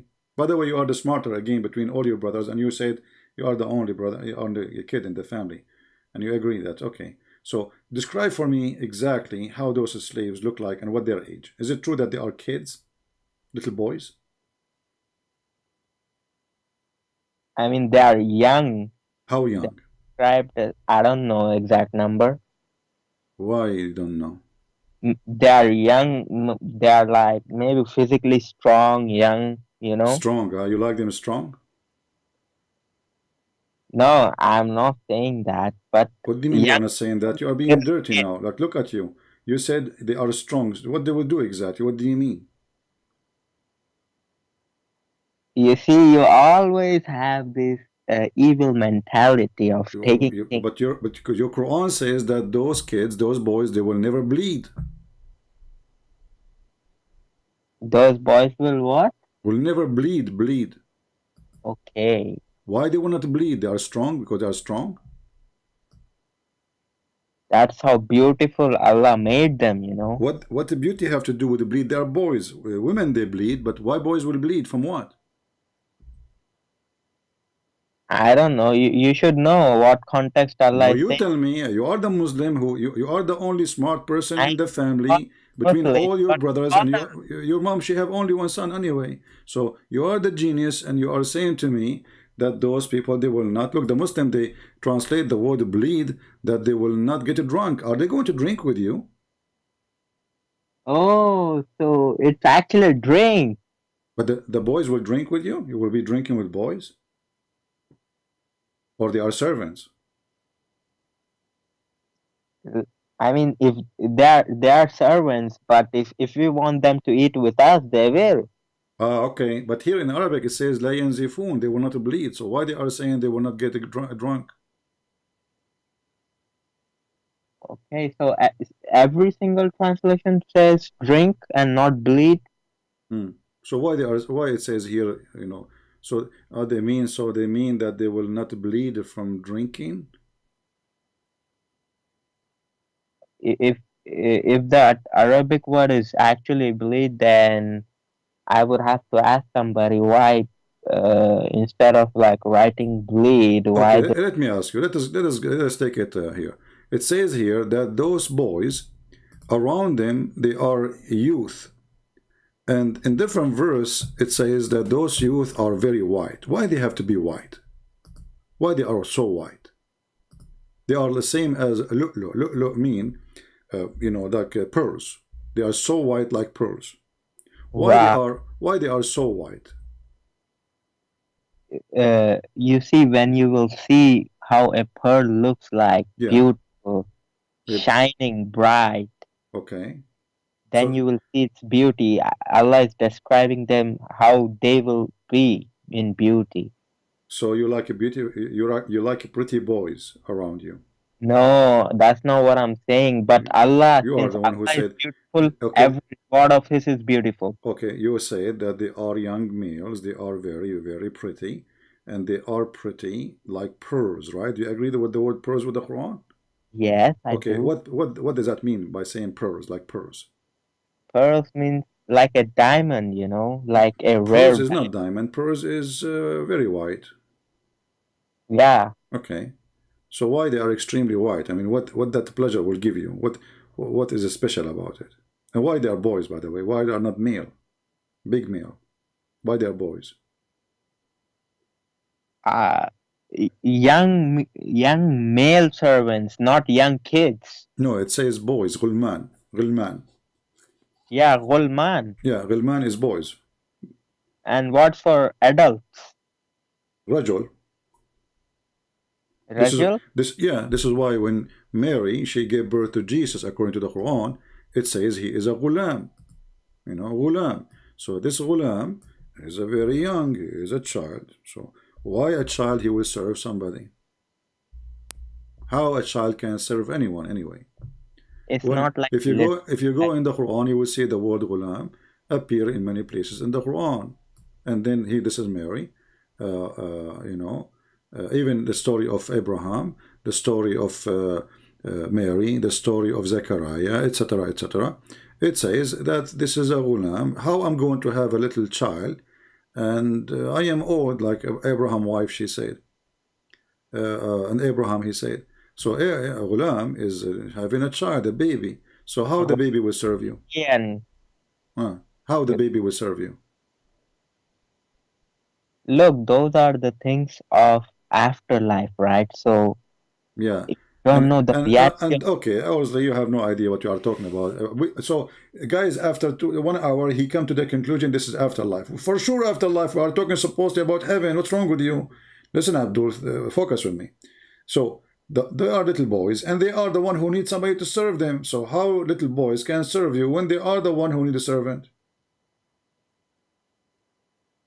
That's why I don't believe that they are little kids. How old they are? What do you mean they are not little? How old they are? They are at least adults. Right. So why they are saying that they are very little young? It says ghulam. Young meanings like not old, young. I am 21 years old. Those boys, Allah, He created them just to serve you, right? Yeah. Okay. No, I mean, is that fair? Is that fair that to have a slavery in heaven? Do you support slavery in heaven? Is that justice that you are just sitting in your ass and there is 80,000 little boys serving you? Is that justice? Does that make God happy? What is justice? What those boys did? Justice is that God created a creation. Yeah, so you create them to abuse them? No. So isn't it abuse? Do you like to be a servant too? Do you like to be a servant, one of mine? I will go to heaven now, and Allah will make you a servant. Is that something you like? Be honest. In the Akhirah, these people will serve people of paradise. So these servants will actually feel proud. Oh my God, these are the people of paradise that we are Okay, serving. why so? Okay, guys, the servant will be proud. They are serving Abdul for eternity. They are proud. I mean, look at the logic. Look at the stupidity. What did you eat today? Do you like to be proud to serve me? I will give you a job. I'm going to convert to Islam, and I will ask Allah to make you my servant. Do you like that? Not in this world. Why not? Okay, do you like to be my servant in heaven? If I didn't exist as a human and Allah created me, so those boys are not a human? Who said they are human? So why you call them boys? Maybe Allah is just giving you an idea that they will be young boys, like young boys, So when he say boys, they are not boys? They are what? Young plastic? Are they boys or they are not? But they are not going to be like us, free will people, they are going to be like angels.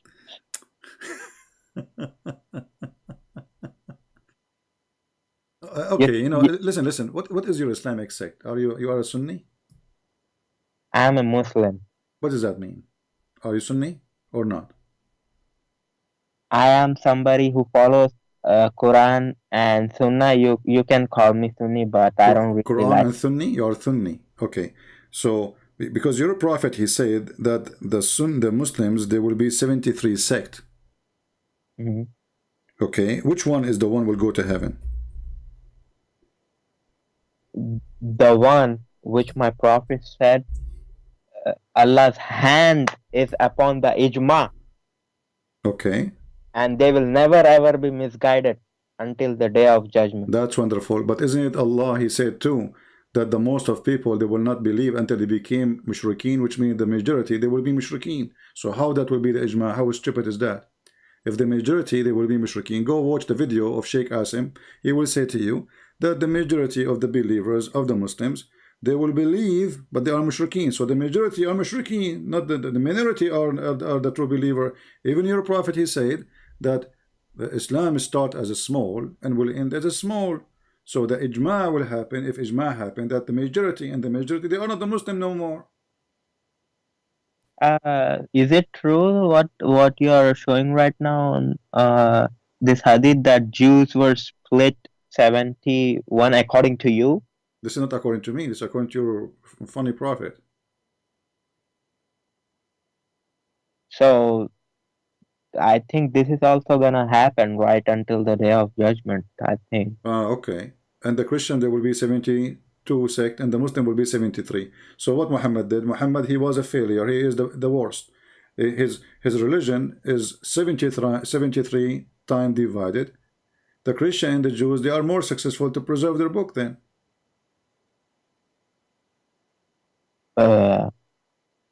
You see, I see, yeah. even though they are divided, Hmm. but my Prophet ﷺ was shown his Shown what? was shown all the prophets, and when he saw all the prophets, behind them were very few people. But when he was shown his ummah, Hmm. he saw all of the heaven filled up. Hmm. That's how many people followed him and went into Jannah. Oh my God. Oh my Allah. But look what happened now. If your prophet is saying the truth, then if the majority of people who will go to heaven is the Muslims, so how your prophet says the majority they will leave Islam? Isn't it the Muslim they say? And your prophet, he says Islam is start as a small and end as a small. Okay, I will explain to you that too. Explain to me. The end will be small. Hmm. Allah will take, Jesus will come back. Okay.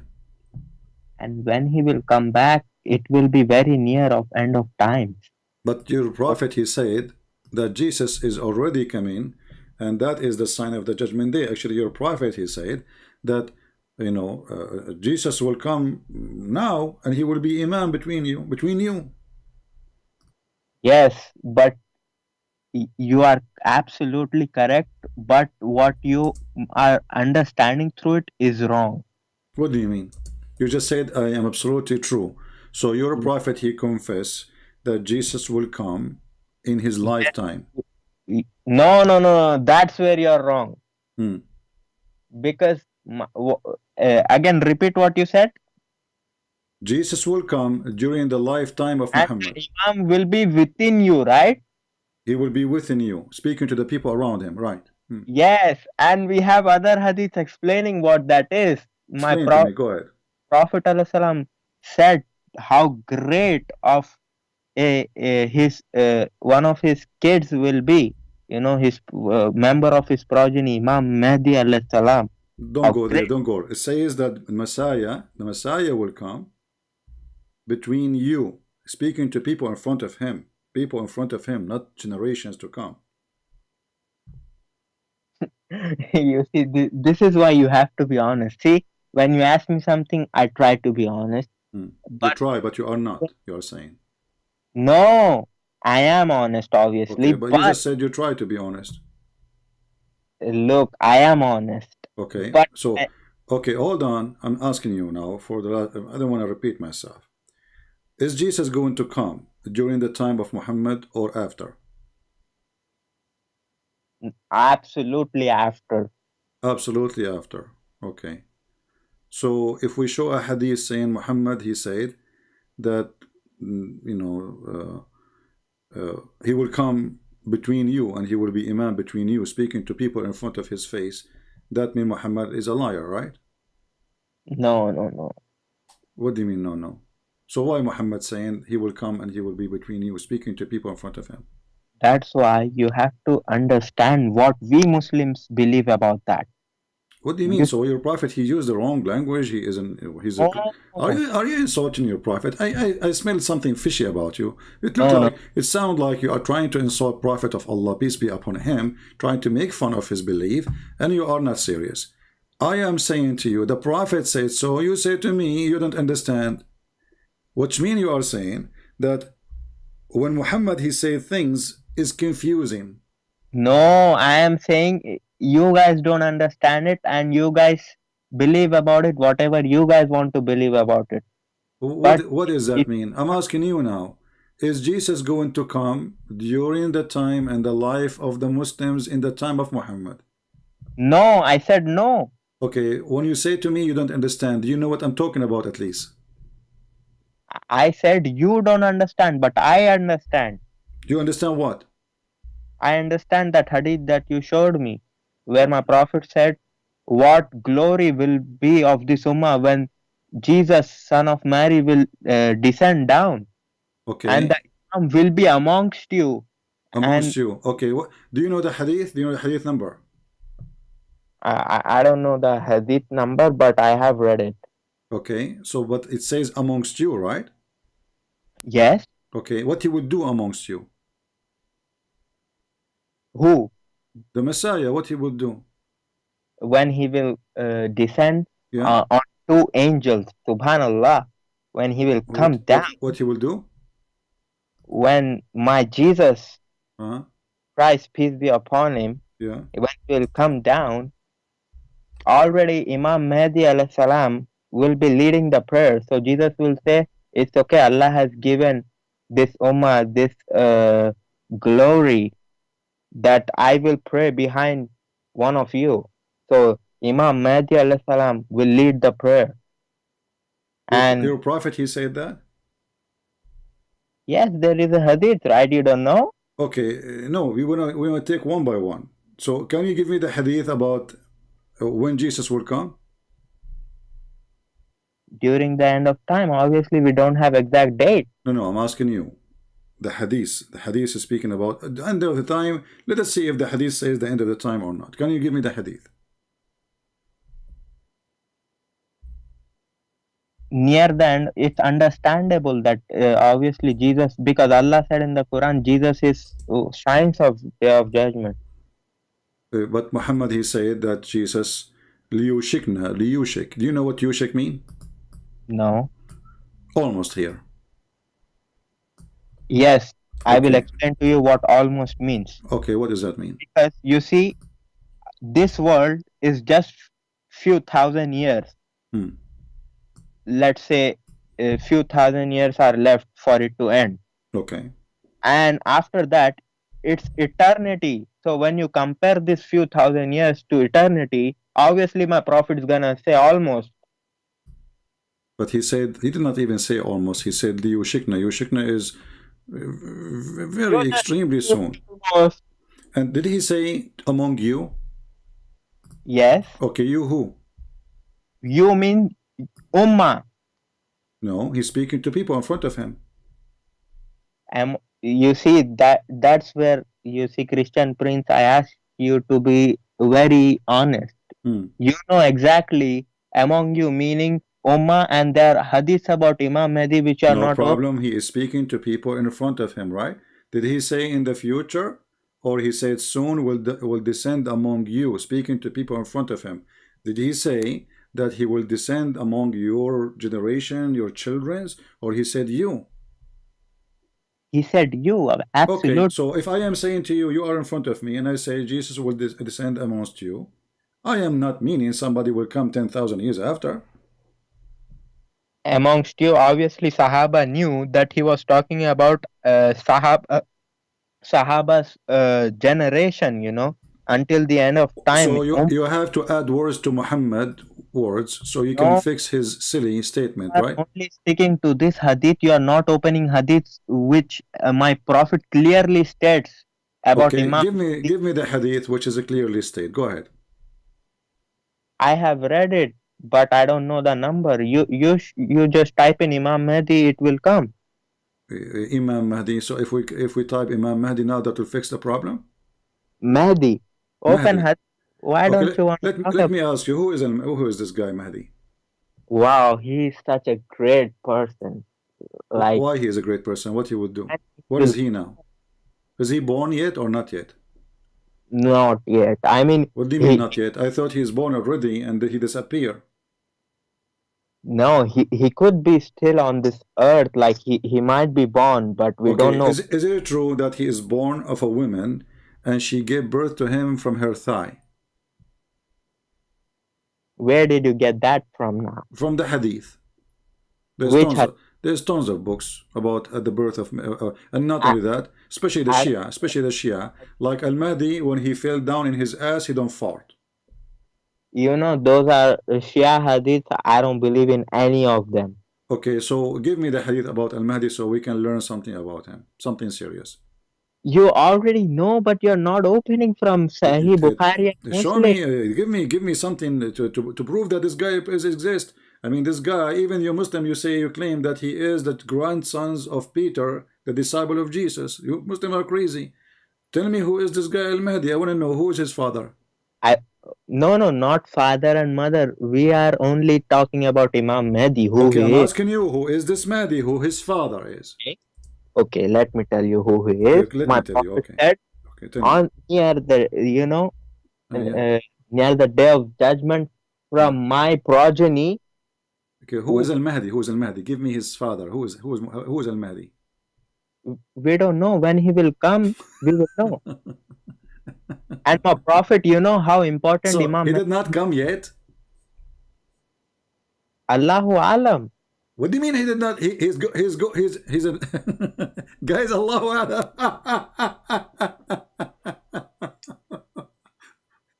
Is your Mahdi is from the 12 Imam or not? From the 12 Imam, yes, he will be an Imam. No, is he from the 12 Imam after Muhammad? If he is from the 12 Imam, that's mean 12 Imam they passed from long time ago. We are 1,400 years after Muhammad. So 12 Imam will be 12 generation. So what is the Mahdi? No, Imam, I think he will be an Imam, the last Imam, like near the day of judgment. My friend, the day of judgment, he said in front of you, Jesus will come among you. That is the day of judgment. Isn't it the Quran says the moon is split asunder and the judgment day is near? Yeah. Okay. So is it proving that the judgment already started because the moon is split asunder? Isn't it this is a sign of the judgment day? Yes, signs. My prophet himself was a sign. He said, he put his two fingers and he said, I am to the day of judgment, or we are like this close. All right. So you got your prophet busted. How close he is? He opened his finger, right?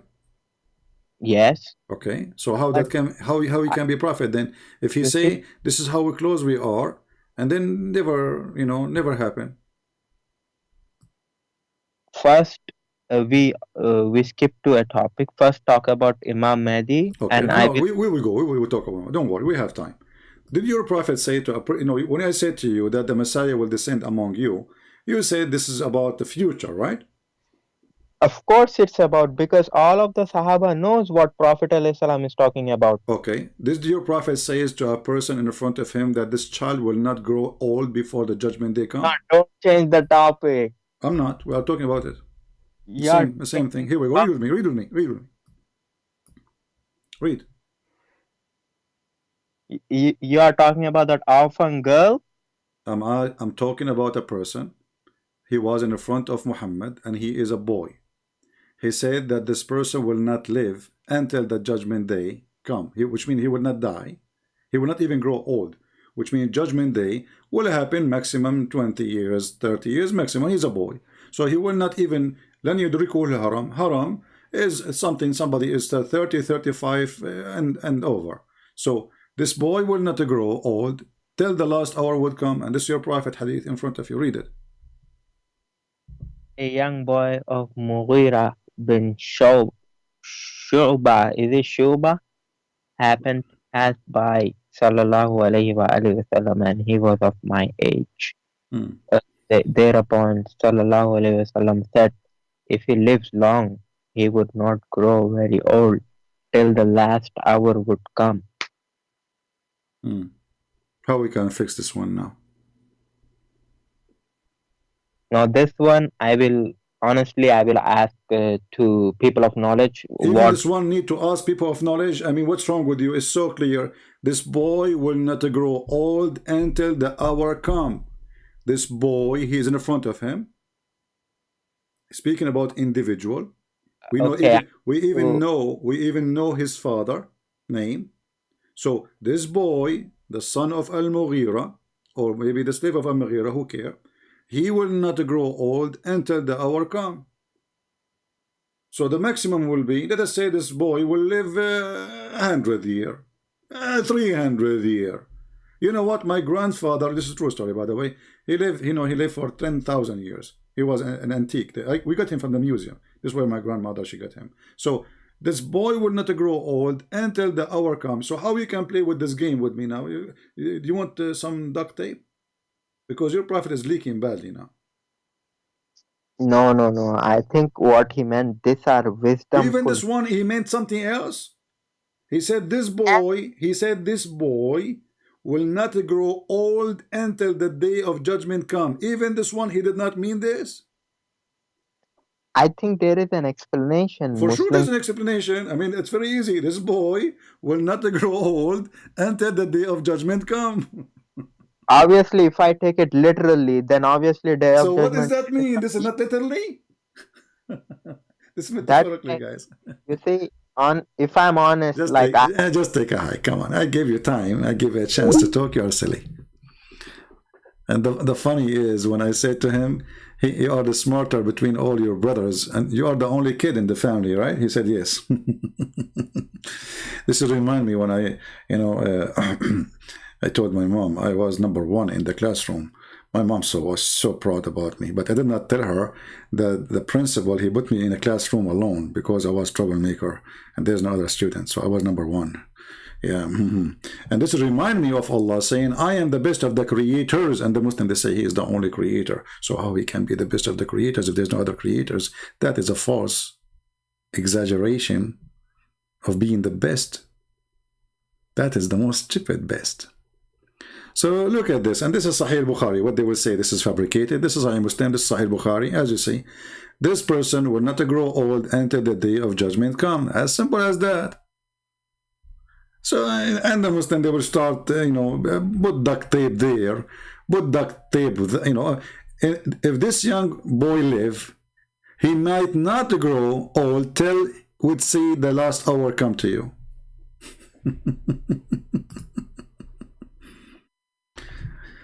تقوم الساعة حتى تقوم الساعة. Fix it. Duct tape. Try to improve it. Talk about Imam al-Mahdi. There is no such a thing, Imam al-Mahdi. This is a fiction. You Muslims are stupid. All your religion is a fiction. Where is this guy al-Mahdi? Where did he come from? Who is his father? Who is his mother? Even you do not know who is his father name. Some Muslims, they say his mother, her name is Narjis. Some Muslims, they say his mother name is Maryam. And he is born from her thigh. And this guy, he have 3 balls. I mean, mental religion. Who is this guy? And what he would do exactly? And if Al-Mahdi is going to bring guidance, that means Muhammad is not the last prophet. If he is the one who bring guidance, so what Muhammad did then? Is he a prophet? Are we short of imams? We have Yasser Qadi.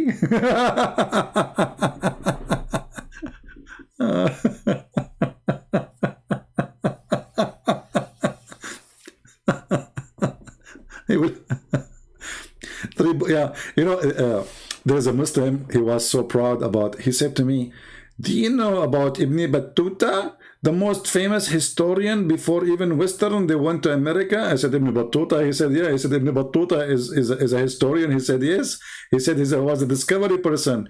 I said, is that Ibn Battuta who he claimed that he went to an island and all the women in the island have three breasts? I want to go there. Ibn Battuta. I mean, I bet you this guy, he never went anywhere. This guy, he's an imaginary person. He start trying lies, and people, they don't know what he's talking about. This guy, he ride the whale, he take the turtle, he saw women with 3 boobs. I mean, you name it, Ibn Battuta, whatever he say, he's the same as Muhammad. Look, Muhammad, he claimed that there is an island, and he learned this from Ibn Battuta, maybe.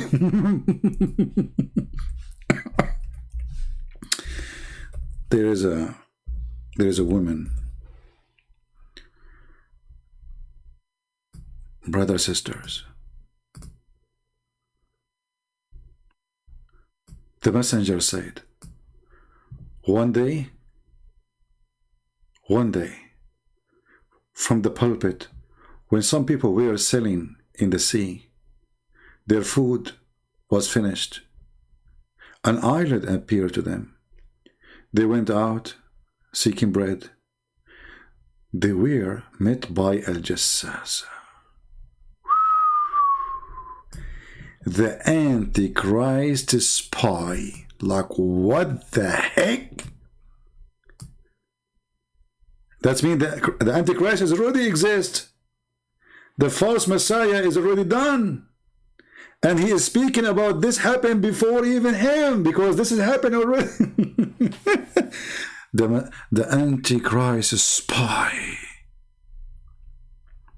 I am the spy of the Antichrist. I say to Abu Salama, Salama, hamburger, what is a jassasa, man? He replied, a woman. I know it. I mean, come on, who can do best to do spy at you better than women? They knew everything. I mean, it doesn't matter what you do, they spy at you, man. Here we go. A woman trailing the hair of her skin and of her head, she said, in this castle. He then narrated the rest in the bird. What? Okay, hold on. Let me find a different hadith. Hold on, so we can read the whole story, because here this is just funny. Let's see here. Look at this one. Look at this one. Oh, this one is longer. This one will take it to 10 hours to read it. What the heck? Hold on, hold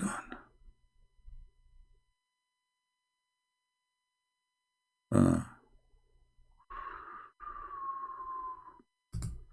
Okay, this one have to do with anus. Okay. The same story, but here like the longer version of it. Let us see where we start. Okay, brother.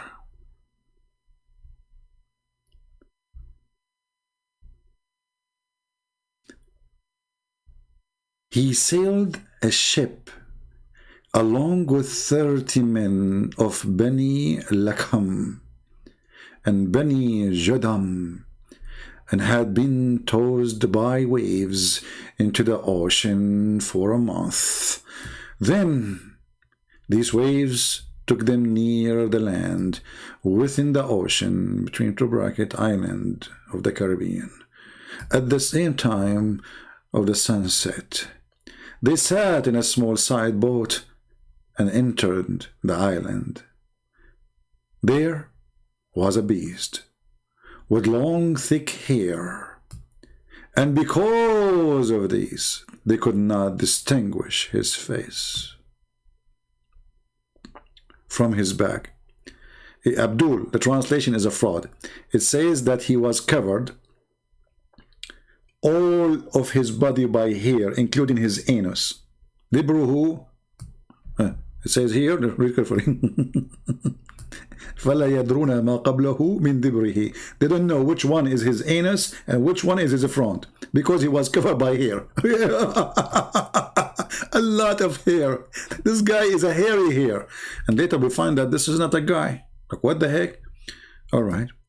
So long hair, thick hair, and you know, they could not distinguish where is his anus from his private part. And then they said, "We to you, who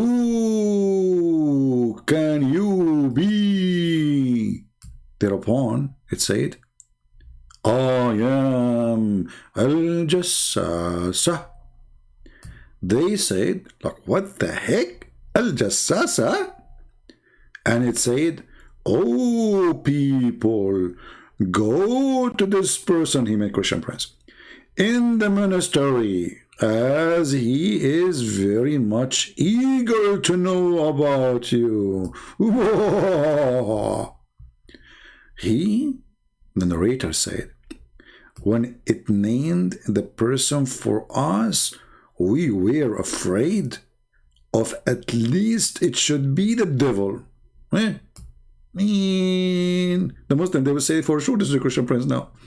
Then we hurriedly went on till we come to the monastery, and we found a well-built person. Ah, this must be Mimi Hijab then. A well-built person full of beef. He doesn't even have muscles. He shaved his chest hair before he take off his t-shirt. He want to be a girly. Okay. There will be hands tied to his neck and having iron shackles between his two legs up to his ankles. Like, what the heck? We said, we be upon you. I like this one. We said, like, we upon you. It took like Chinese, like, you know, who are you? He said, you would soon come to know about me. But tell me, who are you? Like, what is this conversation? They say to him, who are you? He said to them, who are you? This is a who are you conversation. We said, we are people from Arabia. We embark upon a boat, but the sea waves been driving us from 1 month. They brought us near the island, and we got into the whole story. And now we continue. And then it says here, and here a beast met us, and profusely thick hair, and because of the thickness of his hair and his face, we could not distinguish his anus from his front. We said, we be to you. Who are you? It said, I am a jassasa. We said, what is al jassasa? And it says, you got to go to this person in the monastery. I mean, they have to repeat everything. You know, this guy, they have time, you know, at that time they have time. Repeat the story, you know.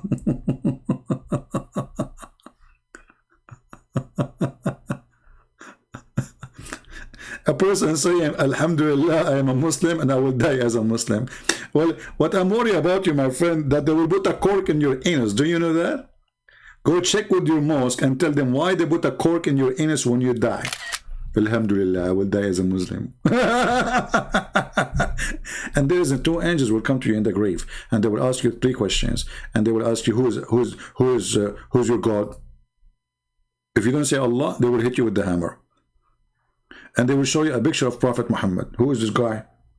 If you don't say, well, this is a Christian prince, they will hit you with the hammer. What a stupid religion. Are you there, Mr. Mahdi? Here we go. We are going to come to the Mahdi story now. Anyway, you know, and look, those guys, their island is where? Hold on. Okay, let's continue. So we came to you in a hot haste, fearing that might be the devil. He, between 2 brackets, the chained person said, tell me about the date palm tree of the basin. We said, what? About what aspect of there you seek information? Huh? Look, the Muslims, Abdul, they are smart. They will not give information for free. He said, I ask you, whether these 3 bear fruit or not? We said, yes, it bear fruit. Supposedly now they did not answer him. I think these would not bear fruit. He said, inform me about the lake of Tabariya. Like, what the heck, the lake of Tabariya in Israel? We are in the island of the middle of the ocean, and now in Tabariya? Hey, Netanyahu is happy. He will open a hotel there, just wait. He will tell the Muslims, it's mentioned by your prophet, and the Jassasa is there, and Tabariya, you have to come and visit it. We said, which aspect do you want to know? He said, if there is a water in it? Look, what the heck? It's called lake. So what is going to be inside it? Huh? Like, hey, Abdul. The lake of Tabariya. The guy is asking if there is water in it.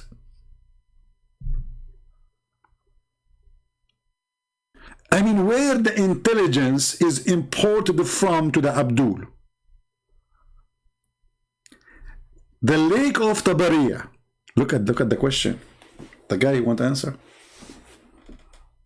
The lake of Tabariya, there is water in it. So why we call it lake?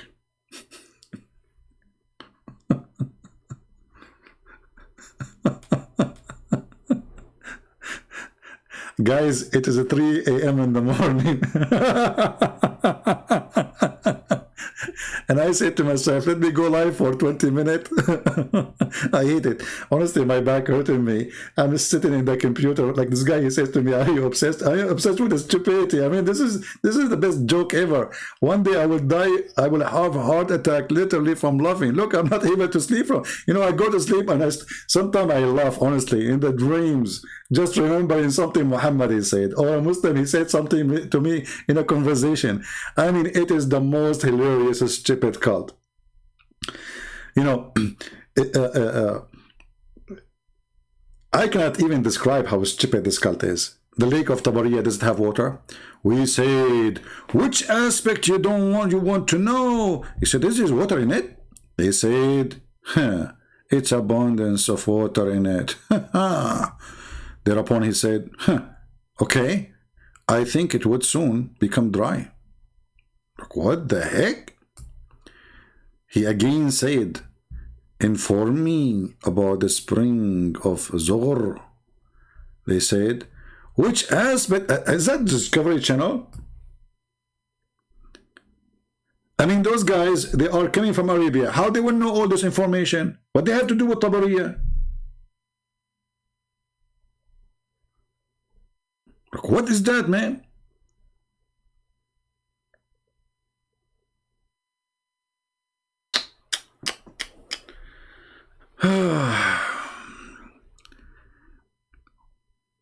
What aspect you want to know? He said, the person in the chain. There is water in it, and does it irrigate the land? We said, yes, there is abundance of water in it. Okay. The one who is saying he is proud to be a Muslim, I have a question for you. Is the lake of Tabariya have water in it? Because according to your prophet, it's going to be dry soon. Do you see how soon it is?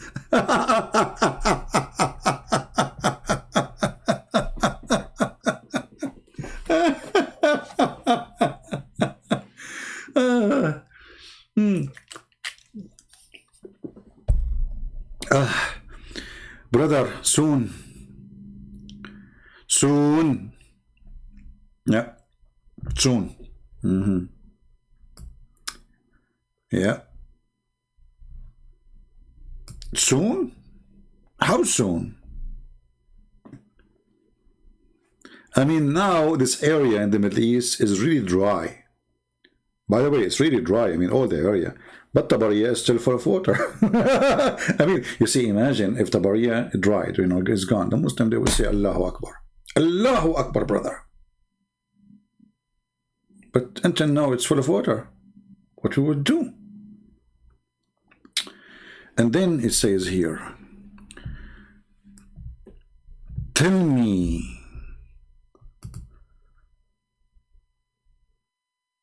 okay, abundance of water and its inhabitants of Medina irrigate the land, okay. He said, inform me about the idiot prophet. You see, they're translating the illiterate. It says, idiot. What has he done? Look, what the heck?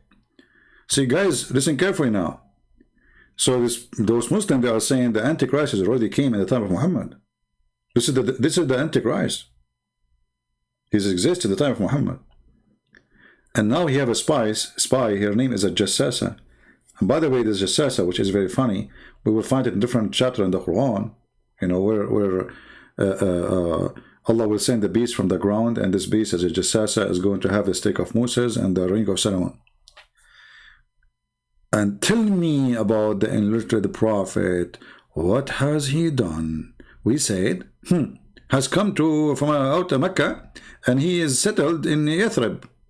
Okay. He said, do the Arab fight against him? This guy, he knew everything. We said, yes.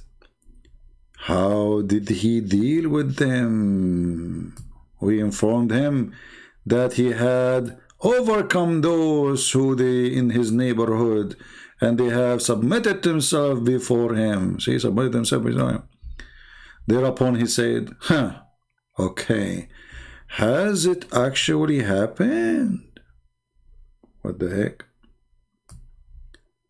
We said yes. Thereupon he said, if it is so, that is better for them, that they should show obedience to him. I am going to tell you about myself. Like, what the heck? Who are you now? I am the Dajjal, who would be soon permitted to get out, and so I shall get out and travel in the land. Hey, soon. You see, soon? Soon.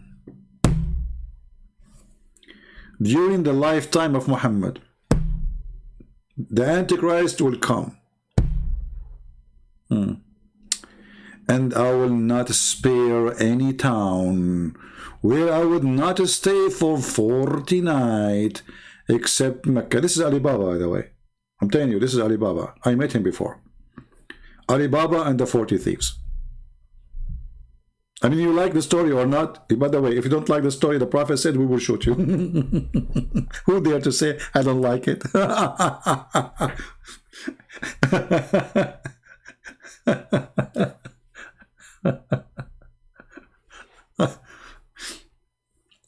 once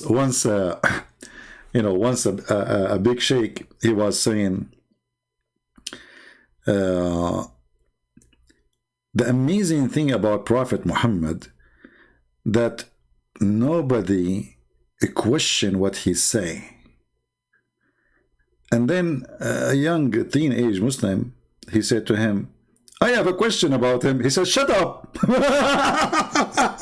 We just said nobody question about him.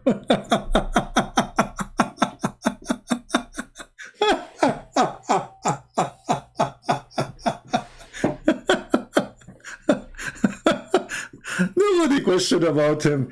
This is the most amazing thing about Prophet Muhammad, because the second you ask question, they will kill you. Shut up. Brothers and sisters. Oh, Zakir Naik is ringing. Christian Prince.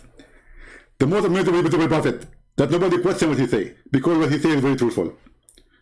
So, Zakir, I have a question. I just told you, the prophet is amazing, and nobody question about him. Wait, but I have a question. Can I... Put your hand down. Nobody can question because he was amazing. That's it. You know, and your logic is very stupid. 1 + 1 + 1 is equal to 1. Stupid. No, your mathematics is wrong, so we can't teach it in school.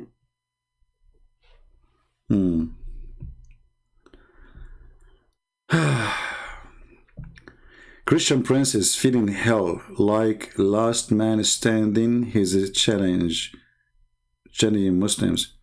My friend, what last man? Last man, don't you see? All those people are, I am the last man. Everybody is laughing at Muhammad. Even a Muslim is laughing at him. This is why you say, wherever we show you, you say this is da'if. This is rejected. This is not accepted. Why? Because you are laughing at him. The last man is standing is dead, my friend. Muhammad is not a man even. He could not even make his wife have orgasm. I mean, come on. A dog can make his wife have orgasm. Muhammad, he could not. What is the power of Allah? And what is this story about? So Antichrist, he have chain between his legs. The guy who can cut the earth pieces, he cannot cut the chain.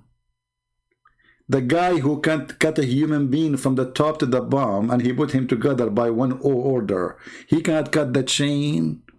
He never heard of the welding machine. Can't he go to Alibaba or Amazon and buy something to cut it? Like, hello? So this is what is stopping him now? The two chain in his feet?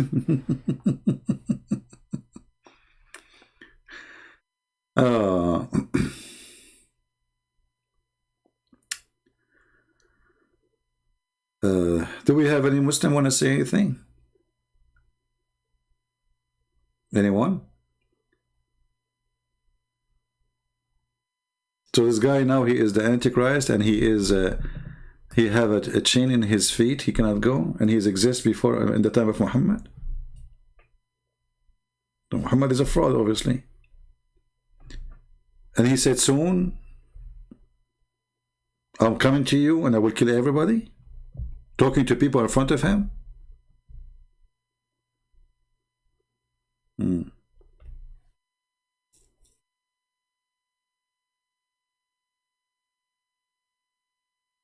Do we have any Abdul want to say anything?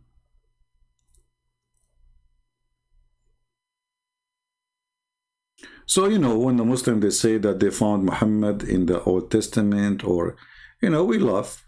Obviously, you could not find him in the Quran, so you try to find him in our book.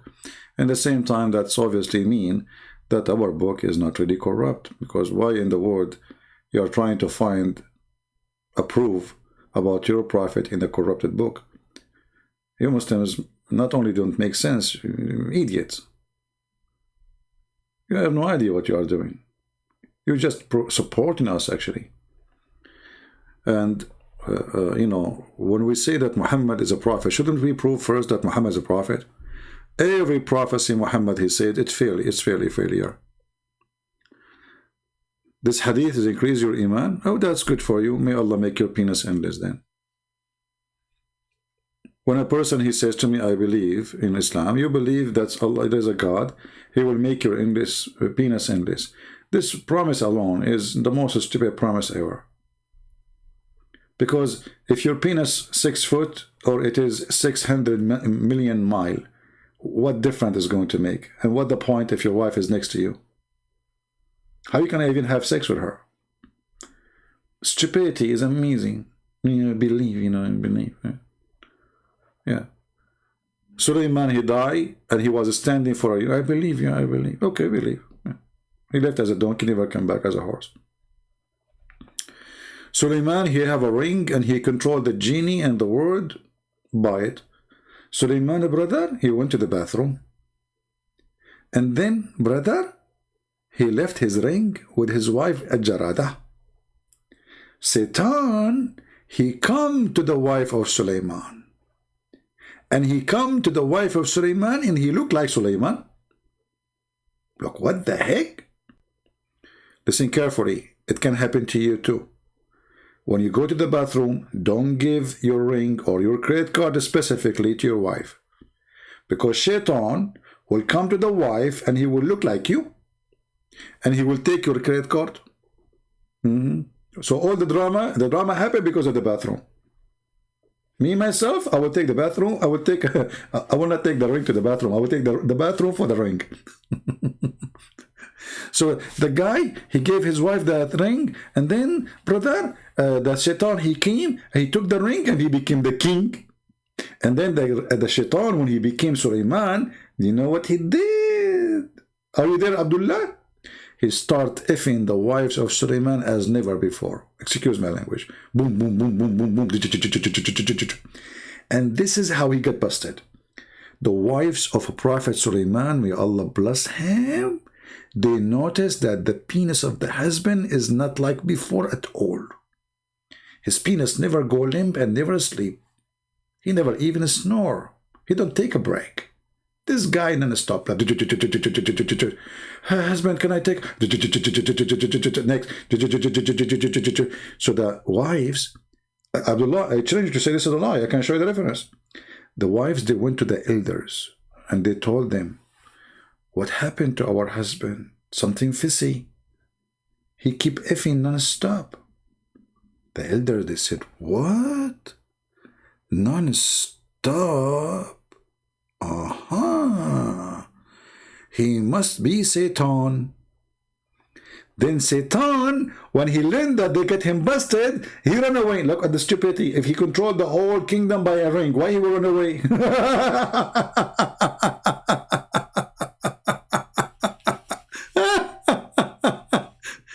If the guy, he controlled the whole world by his ring, why he will run away?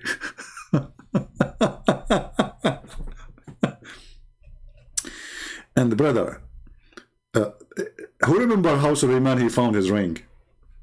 Who remember? Let us see how many of you remember the story. Who remember how Suleiman, he found the ring? Hey Abdullah, can I call you and tell me how Suleiman found the ring? Is it true that Suleiman, he found it inside a fish?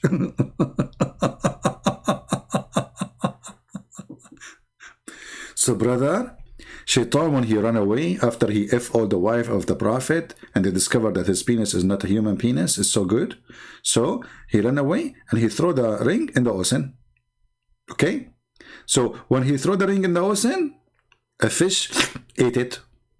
Okay, and then Suleiman, after he was kicked from the palace, he started working as a porter, not hori porter, like the one who carries stuff in the port.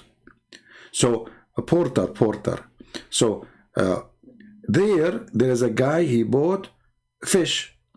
Suleiman, he told him, what you will give me if I carry the fish for you to your house? Poor Suleiman, he was a king and now he is a Harry Potter. The guy, he said, okay, I will give you a fish. Suleiman said, okay. So he carried the fish for this guy and he went with him home. And then at the door, the guy, he grabbed one fish or two fish and he gave it to Suleiman. Suleiman, he went to the kitchen because he needed to eat the fish. He's hungry. Come on, all of us, we eat fish, don't we? So Suleiman will eat fish too. Fishy fish. He opened the fish and he found his ring. And this is how Suleiman became the king. Now, who is a Muslim will say this is not a true story? Can a Christian even can deny it? Nobody can deny such a story. It must be from God.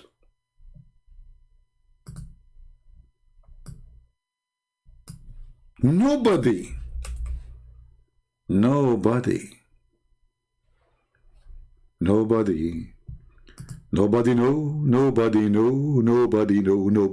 da-da-dum. Man, that is so beautiful story. If you want to read more about the story and the Ring of Solomon, I will give you a link just for your entertainment. Who want the link? Save it and laugh. For sure it's true story. What's wrong with you? Show respect, man. You know what? I will tell you a true story now. This is definitely true. There's a person, he made fun of the stories of Prophet Muhammad. Do you know what happened to him? He woke up in the morning, he found himself look like Christian Prince. And this is a true story. You know? Imagine that happened to you. May Allah forbid. So for sure it's true story, so respect. The account of Suleiman. Here speaking about the flying carpet, by the way. They start speaking about the flying carpet. And then they speak about the flying horse. And then if we go, let us search for the ring. Hold on. Suleiman army was about 10 barsakh, 3,500 miles long.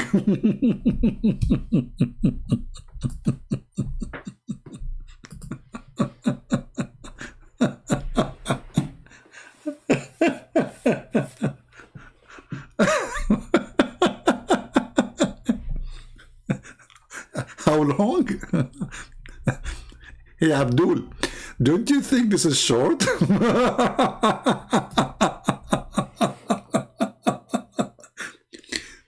3,500 miles long? Are you sure? And look, they have the percentage too. 25% they were human. And 25% they were genie. Like, what the heck? And then 25% they are from the desert animal. Like, what? And then 25% they are birds.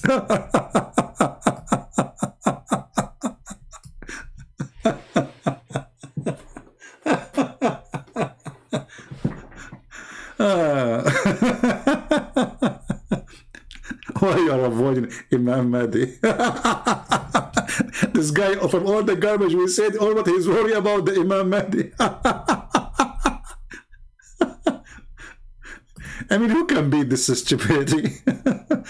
All this garbage in front of you, you are worried about the Mahdi? Abdul is stupid. The Antichrist we just showed you, he was exist in the time of Muhammad. And the Antichrist is supposed to come after the Mahdi.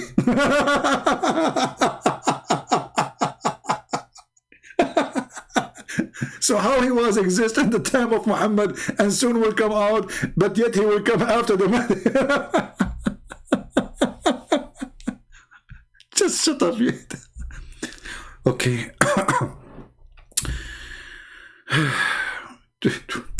25% of his army is birds.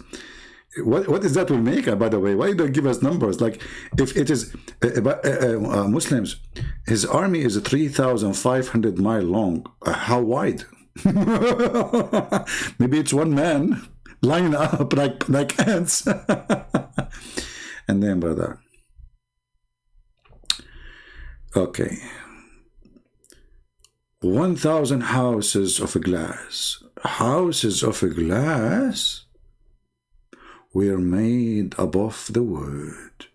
In them, 300 wives, 700 slave girls lived. Suleiman used to order a strong wind to lift the house, and order the soft wind to move the house slowly. Therefore Allah revealed to him when he was between the heaven and the earth, I have increased your kingship in such a way that if anybody speak in any part of your kingdom, the wind will make his conversations reach toward you. Brother, if a guy, he was kissing his wife in the darkness of the night, saying to her, can you take off your panty? Suleiman will hear it. Sorry.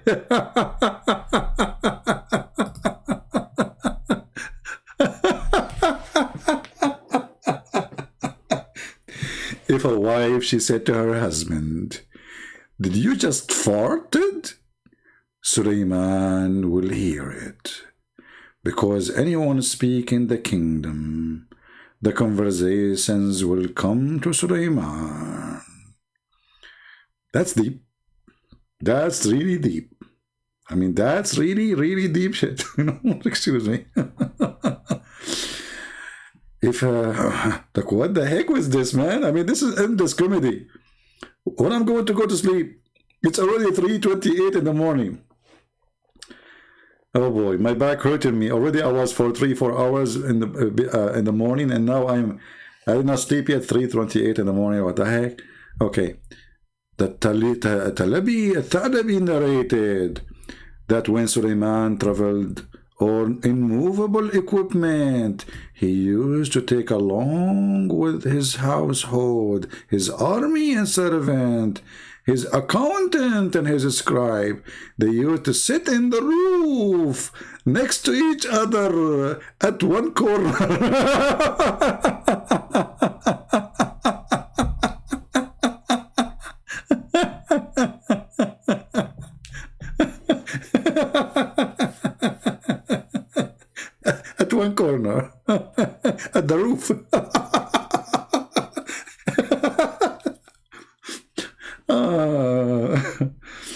Oh boy.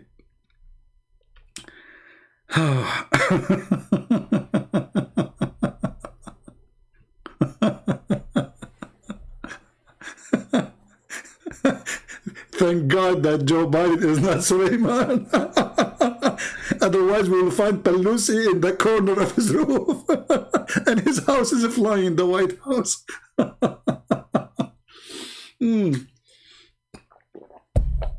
Hey, Joe Biden, did you see those people sitting in the corner of your roof, man? Who you were talking about? Who? Nancy Pelosi? She's there.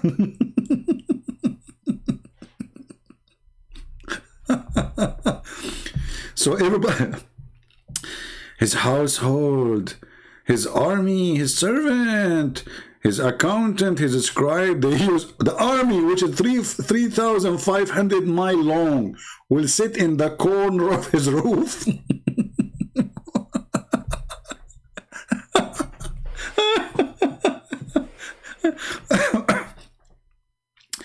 It's really cold, but the story making me sweat. Oh boy.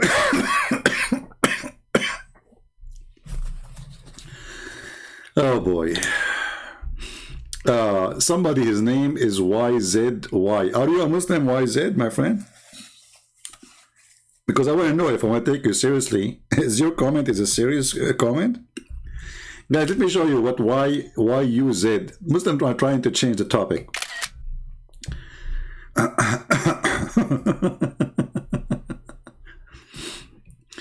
All right, my friend. Then confirm to me, please, if you are a Muslim, how you will explain the embryo in the Quran if only a few hundred years ago scientists discovered it with microscope. How will the Quran know about it thousands of years ago? My friend, www.zywww.net.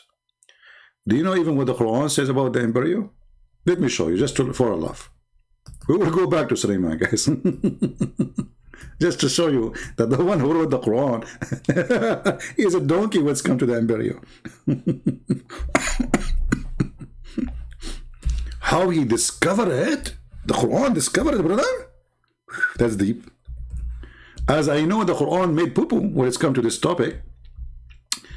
Here we go, brother. Here we go. Are you ready? This is your silly Quran. According to the Quran, Allah made the sperm into dead blood.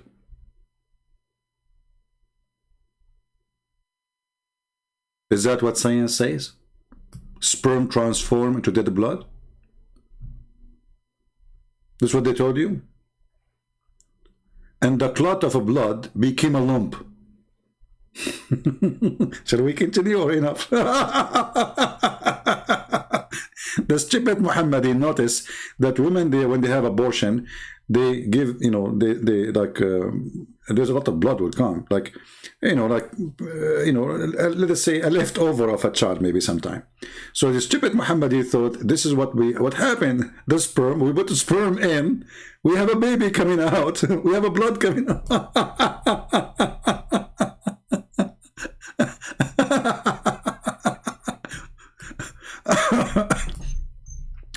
And not to forget to mention that Muhammad, he said that you will be collected in the belly of your mother as a sperm, as a semen for 40 days. Oh boy. The Prophet, how the Prophet, he knew that thousands of years ago? How? How, brother?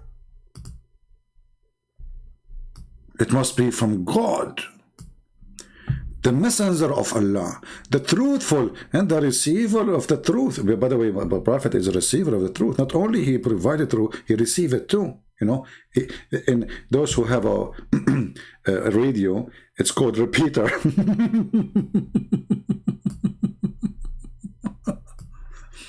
He received the truth, informed us, saying, the creation of the human is gathered in the form of semen in the womb of your mother for 40 days. Is that what science says to us? That we are collected as semen for 40 days? the womb collecting semen? Hey, womb, do you want more semen, or you have enough for today? 40 days, because we have to give you semen for, like, you have to have sex every day. Boo, boo, boo, boo, boo, boo, for 40 days to make a baby. And the womb, brother, the more you put semen, the womb take it and collect it. You know, they don't, you know, they put it together. Because after 40 days, the semen, the collected semen will become a baby. I don't know, according to Prophet Google, peace be upon him, that semen can live to the maximum of 5 days. This is what Prophet Google said, according to scientific science. So who's the donkey told you about science? And did you say microscope? Did you say microscope? I think the one who told you that, he was taking a lot of dope. How many of you here are new? If you are new, I feel sorry for you. I will tell you why. First, you will be addicted. This is the first thing will happen to you. You come to here 5 minutes. You know, once I receive a message, this was in Power Talk. I received a message saying to me, Christian Prince, for the sake of God, because of you, we are going to get divorced. I look at the message. What the heck is that? It's a guy. I know him. He's speaking to me sometime, like when we talk in the chat room. So what are you talking about? It turned to be his wife. So his wife, she is telling me, please stop letting my husband come to listen to you. He don't sit with us. When he eat lunch, he is eating, listening to you. When it is dinner, he is eating, listening to you. When it is, I can't even have talk to him. So I told him, listen, Potato, from now on, you sit only 2 hours. Honestly, I put like a timer. The second he entered the chat room, because there you can bounce him, you can kick him out, not like here. You can block a person, but still he can hear you. But in the chat room, I kick him out, that's it, he cannot enter. So I put 2 hours maximum. The guy is going to get divorced because of me. She said, he want to take a shower, he is listening to you. He is in the lunch, he is listening to you. You know, do something, please help us. I don't hate you, but this is too much. I said, okay, take it easy, take it easy. So if you are new, I just give you a warning. Take it easy. Now, do we have any Muslim have a response to the microscope, which is discovered by Allah 1400 years ago?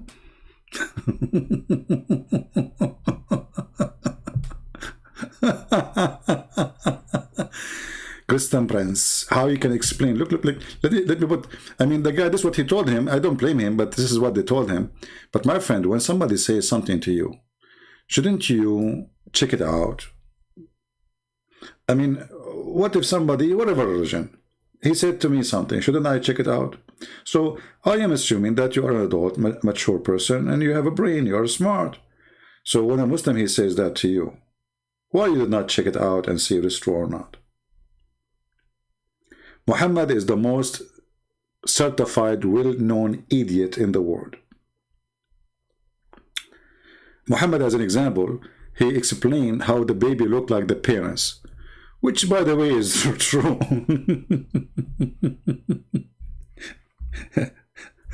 According to Muhammad, if the women have orgasm first, the baby will look like her. If the man have orgasm, which means he will be a female, and if the man have orgasm first, the baby will be a boy. That is steep. How the Prophet knew that. I want each one of you now, look at your parents. Actually, you don't need to look. If you are a male, obviously your father comes first. Hello? If you are a female, obviously your mother comes first.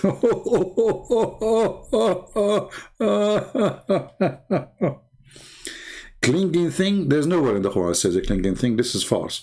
Alaqa is the congealed blood, not clinging thing.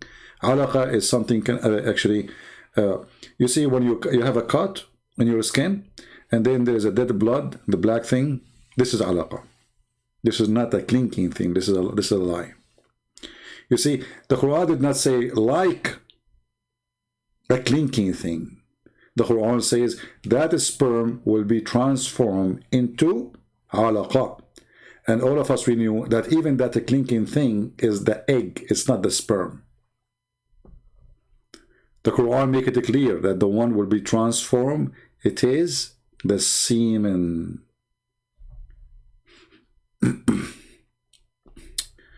Anyway, Chippy is amazing. Shall we go back to the story of Suleiman? So 3,500 mile of army, they sit in the corner of the roof. Not only that, all the kingdom, the ministers, the servants, the war, everybody sit in the corner of the roof. How big this roof is? If the army alone is a 3,500 mile long, how big the roof of Solomon, brother? Obviously, Prophet Muhammad is telling the truth. Now, let us take a look at the kitchen of Suleiman. The kitchen of Suleiman also used to be, with him having a large vessel, in which at the time 120 camels could be cooked. Okay, I mean, that makes sense. So his army is a 305,000 mile long, sitting in the roof, and yet he have only 120 camels to feed them?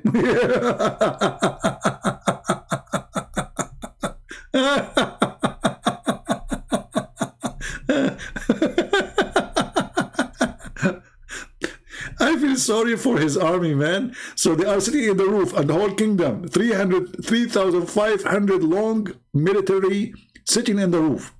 And yet Suleiman, look how cheap he is, man. Cooking only 120 camel. And there it says, in front of there was a ground of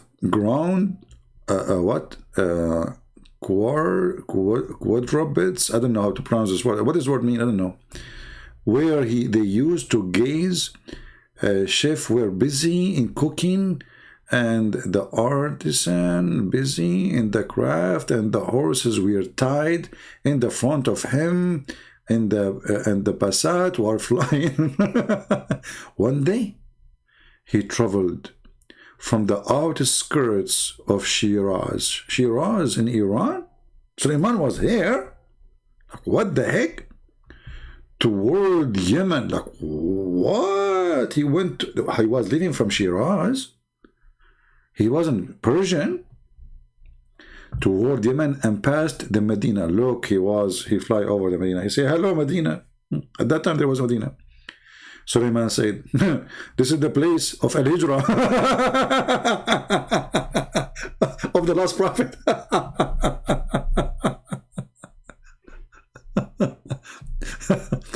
What a good person is he. Hold on. What a good person is he. The guy is not even born yet. Anyway. He who will believe in him and follow him. When he was passing in Mecca, he saw the idols at the Kaaba, around the Kaaba.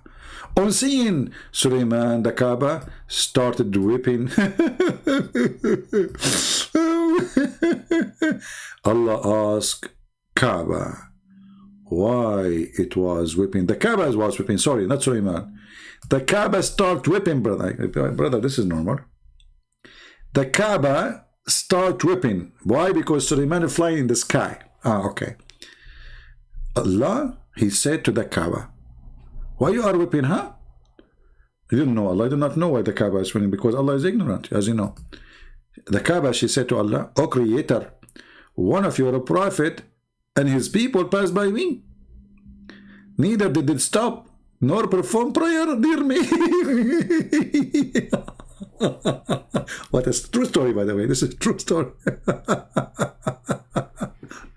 Should I read the whole story? If we continue, we will die laughing, literally. Oh boy. An army in the length of 3,500 miles sitting in the corner of the roof of Suleiman. And then if you go down, I mean, if you want to read about the ring, I gave you the page. You can just search for the word ring. And you can start from there. Otherwise, the comedy is long, you know. The comedy is extremely long. Suleiman ring had the following inscription: Purified is the Lord, who has controlled the genie of this world. Okay. And then, you know, you can read more just for fun. Okay. Let us see, where is the ring story continue? Where is the story coming from? Here we go, here. Okay, here the story about Suleiman. He go to the bathroom.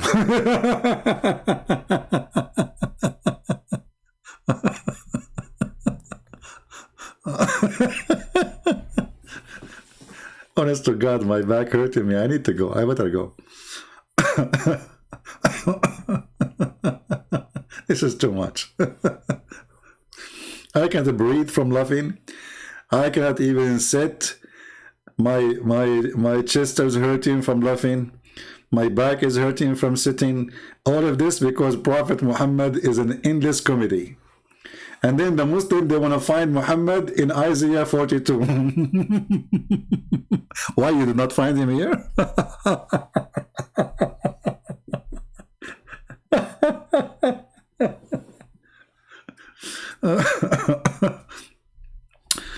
All right, my friends, we better stop here, otherwise. Okay, hold on. This is where Suleiman, he did the fish. You see the story I told you about the fish? Hold on, look. Okay, so Suleiman,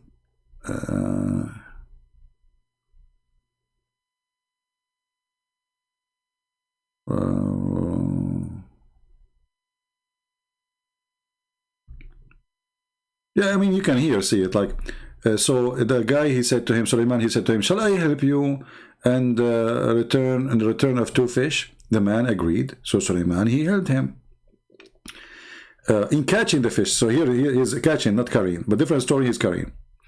The fisherman gave him 2 fishes as his wages. Suleiman thanks Allah. When he cut open the fish, he found the ring in the stomach of the fish.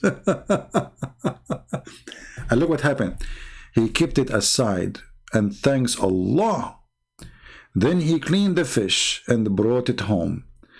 The wife become very, what wife? He left his wife in the this is the king, he has hundreds of wives. What wife? He cleaned the fish and brought it home. The wife became so happy and said, I wish to call my parents and show them that you have worked hard and earned sustenance. And this fish was cooked, and Suleiman called his in-laws and they ate from the fish. So the whole family came to eat from the fish because it's a big fish. And then from Suleiman said to them, would you recognize me? They said, no, we haven't seen you at all. Suleiman took out the ring and wear it. And at the moment, all the birds and the jinn come to him and become obedient to him, acknowledging his kingship. You see what a ring can do? Do you see what a ring can do? You better start fishing from now on, especially men. Like now here, because here, by the way, is that control only the genie and the birds? What about women? I mean, if there's a way I can get this ring and I can keep them away. He controlled right away. The guy, he put the ring and the birds, they start flying from everywhere. Sparrow, not Captain Sparrow and the guy, no, just different. Sparrows, pigeons, you know, all kinds of birds and animals. They come from everywhere. And they acknowledge him, which means they bow down to him. He's the king of the jungle in Amazon, you know. Okay, and then he brought his wife along with her parents to the city of Istikhar, and all his Shias, they are Shia, gathered around him and become very happy. The difficulties of his absence vanished. He ruled for a long period. When the day of the death approached, he appointed Asif ibn Burakhia by the order of Allah to his successor. So this guy, his name is Asif, he's an Arab. He became the leader of, his followers refer to Asif, solve their problem. Okay, yeah. But the story, by the way, this is a different version of it. Here we go. He helped the fisherman and he gave him 2 fish. All right. Yeah. Here is a different story. Narrated from Imam As-Sadiq, blah, blah, blah. The kingship of Sulaiman was hidden in his ring. All the kingship of Sulaiman in his ring, his power. Whenever he used to wear it, the genie, the human, the birds, the animals, they obey him. Okay, you know what? I got a ring from Amazon. By the way, I don't like to wear any of those things. But I will try this ring. I think this ring is going to work. I have many proof. I tried it already. Lord of the Rings. And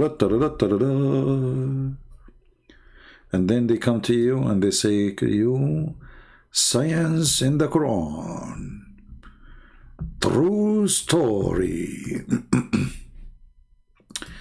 Now we get an idea that, I mean, those who claim that they wrote a book about the Lord of the Ring, they are stealing the information from somewhere. From somewhere. By the way, Muhammad is a stupid idiot. All those stories, the Jews, they tell to their kids. So it already exists.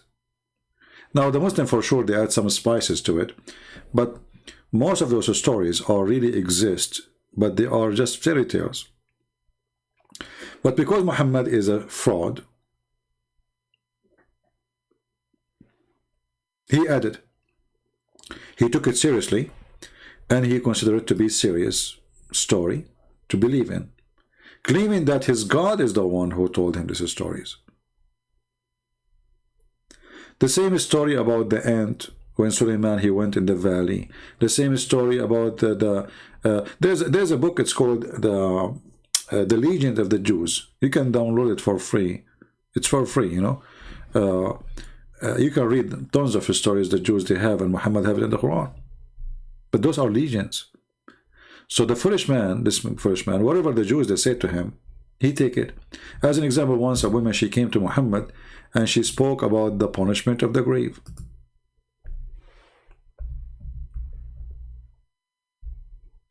This Jewish woman, when she said that, Aisha, she said to him, she said to her, that's stupid, that's a lie.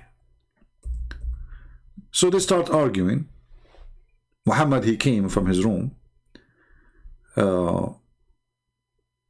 He heard the Jewish women saying that. Oh, sorry, he heard them fighting over something. So he asked, what is the problem? Aisha, she said, well, this woman, she told me, she is, you know her, she is a Jew. She told me that there is a punishment in the grave.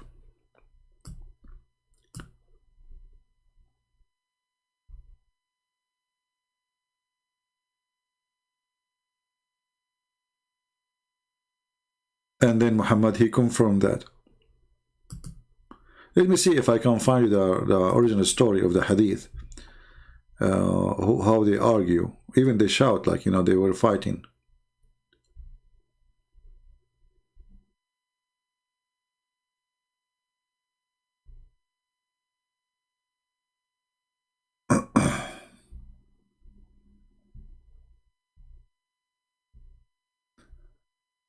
Yeah, we can find it. It's not really.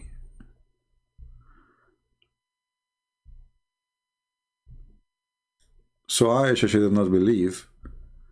And then Muhammad, and even the hadith says, and since that incident, Muhammad, he never stopped saying, I seek refuge by Allah from the punishment of the grave. So Muhammad never mentioned this before. This is why Aisha, she is, fighting, arguing with the Jewish women about it. Where is the hadith? Let me turn off the screen so you guys, doesn't hurt your eyes. I'm just trying to look around. Like this search engine is not really easy to find things.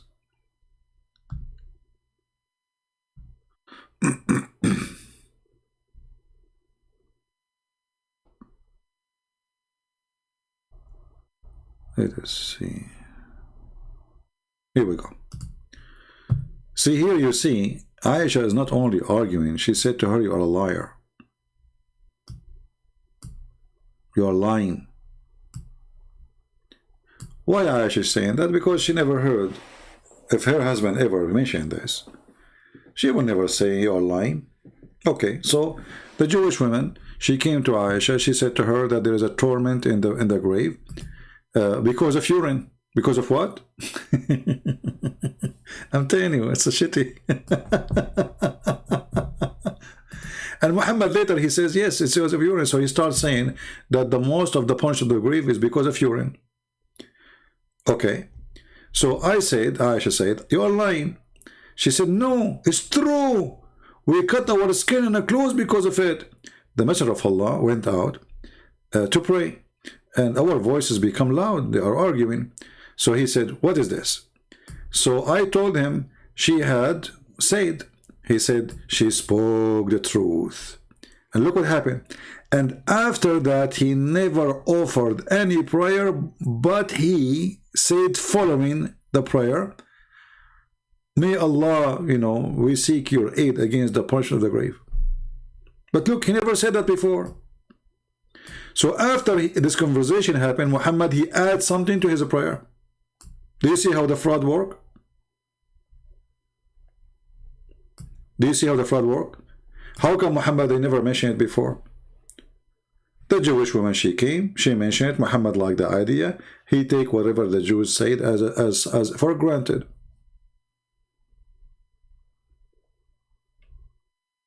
I mean, do we need even a proof more than this? Even she is saying after that day, you see, before that day, he never mentioned it. After that day, he never offered any prayer without saying, we seek refuge from the God of this and this and this, from the fire and the torment of the grave. Before that, he never mentioned it. Fraud. Scumbag. He heard the Jewish woman, she saying, whatever the Jews they said, he take it for granted.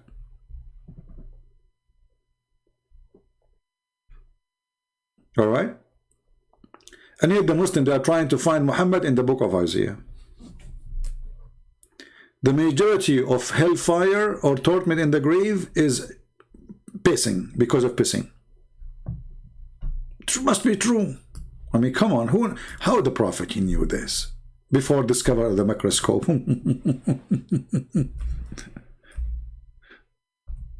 And look, exactly as the woman, she said that the punishment of the grave because of urine, Muhammad, he starts saying the same. Exactly the same. Urination is the main cause of the punishment of the grave, Prophet said. Authentic.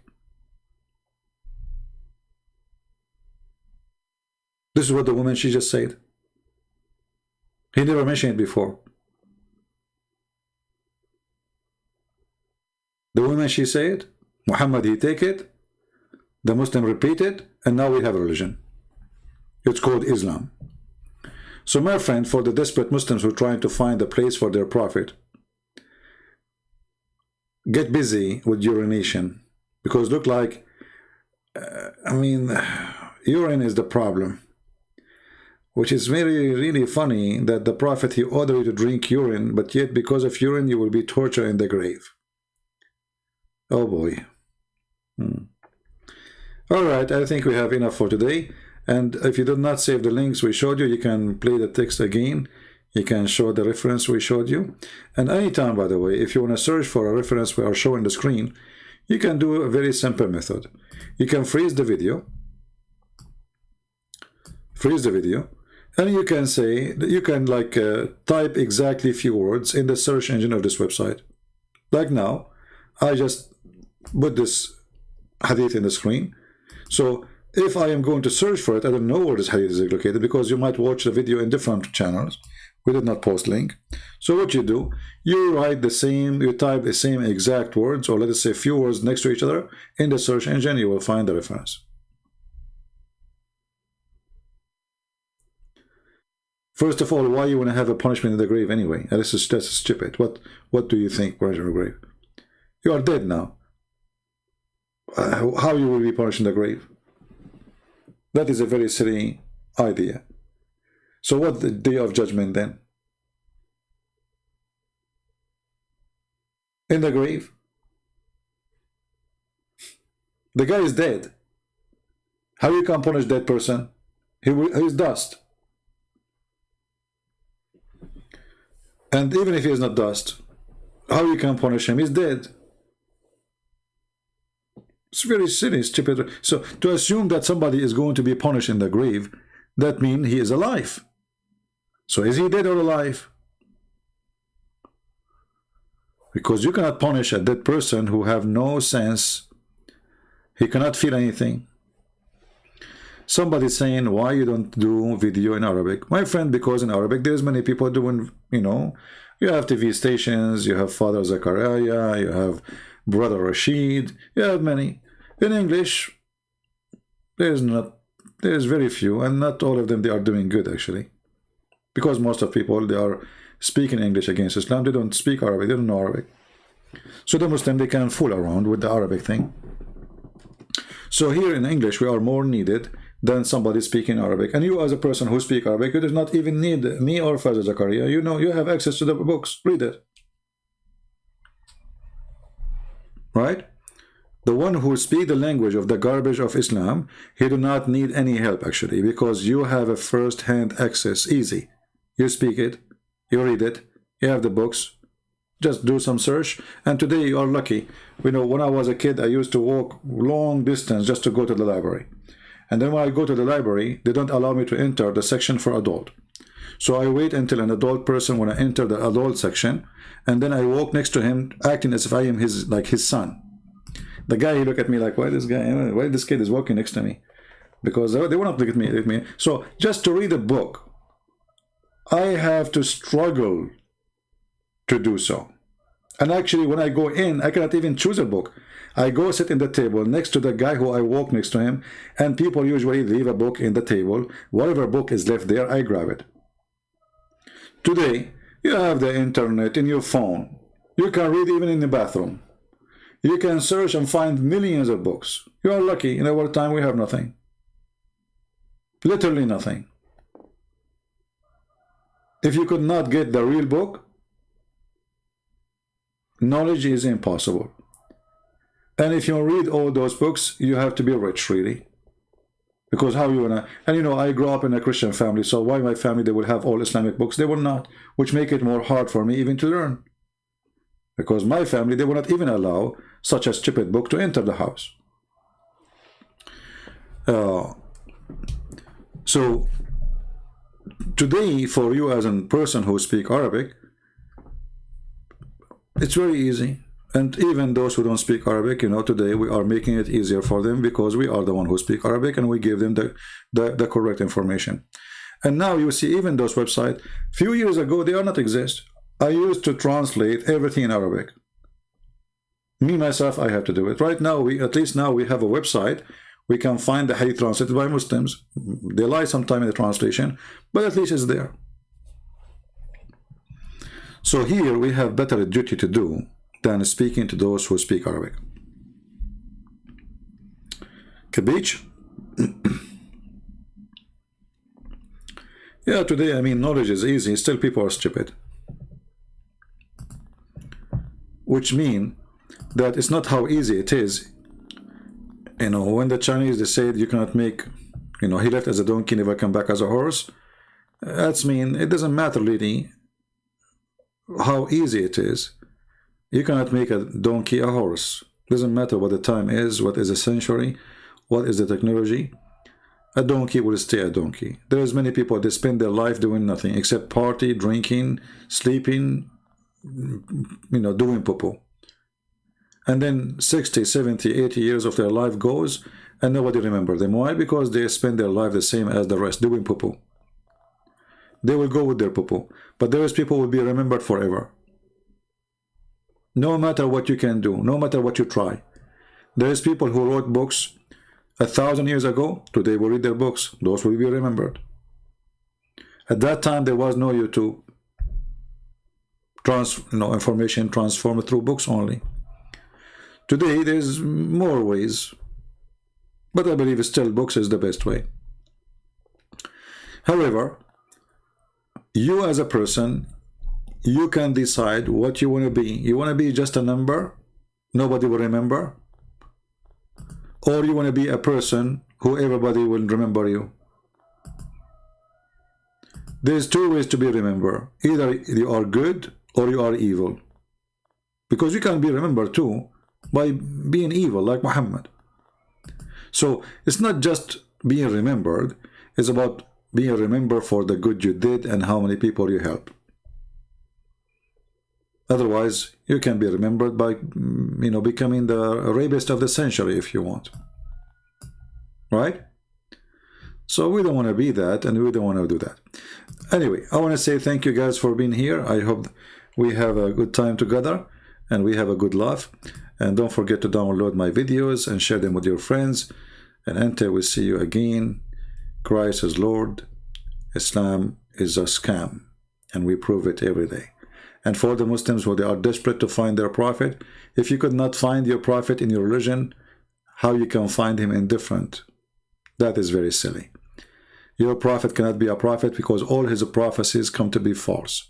And I challenge any Muslim in the future, tomorrow, any day I come again, to call me and show me prophecies of your prophet come to be true. I know there's tons of videos about Muhammad became a prophet and his prophecies come true, but I challenge you, literally, to prove it to me.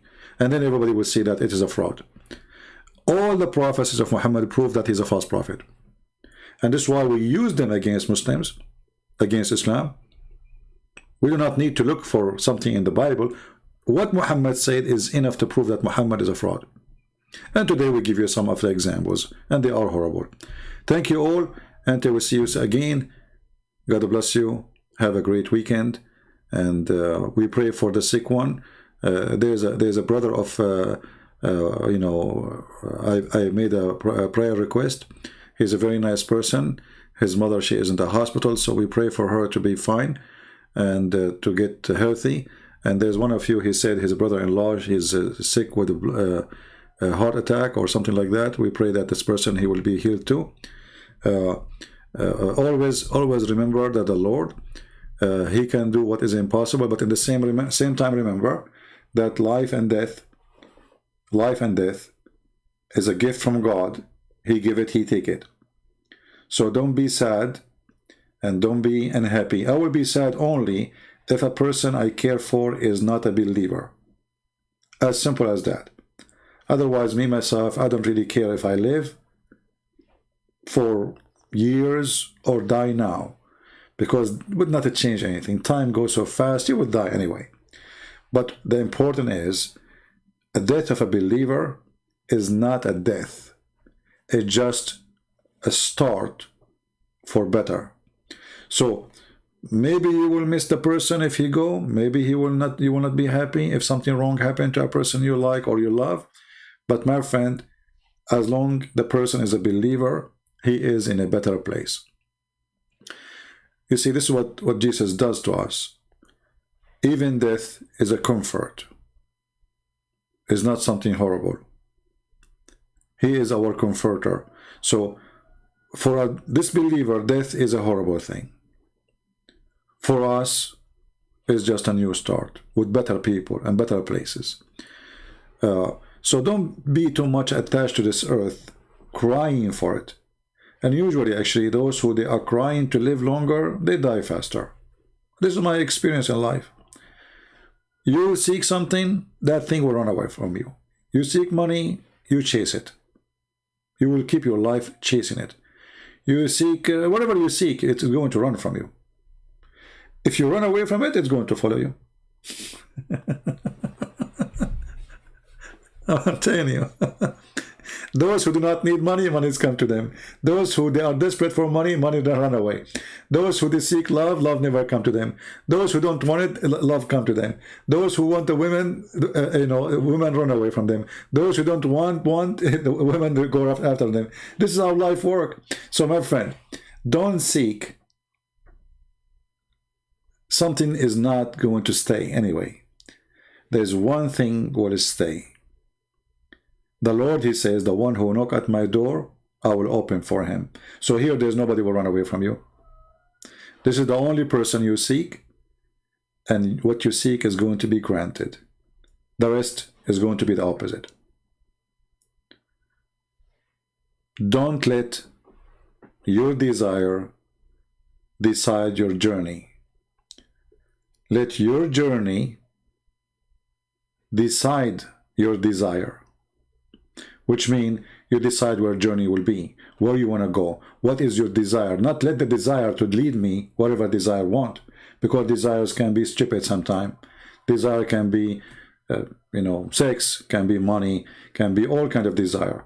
But there is a journey. If we make a decision where my journey will be, what is the purpose of my journey, then I am in control of my desire, because my journey comes first. And desire have to fit with my journey. But if I make my journey based in the desire, that means I don't know where I'm going. Whatever the desire goes, I avoid the desire. So just be sure of what you want, be consistent, and choose the door you want to knock at. That is where you need to know. So I want to say thanks again, and leave your comment. And if you are a Muslim, invite your sheikh. Those guys who were speaking, they are welcome to call me, even they are an idiot, but no problem. Idiots are welcome. They are the best feed of comedy. God bless you. Have a great weekend, and we pray for all the sick to be healthy. Take care. Bye-bye.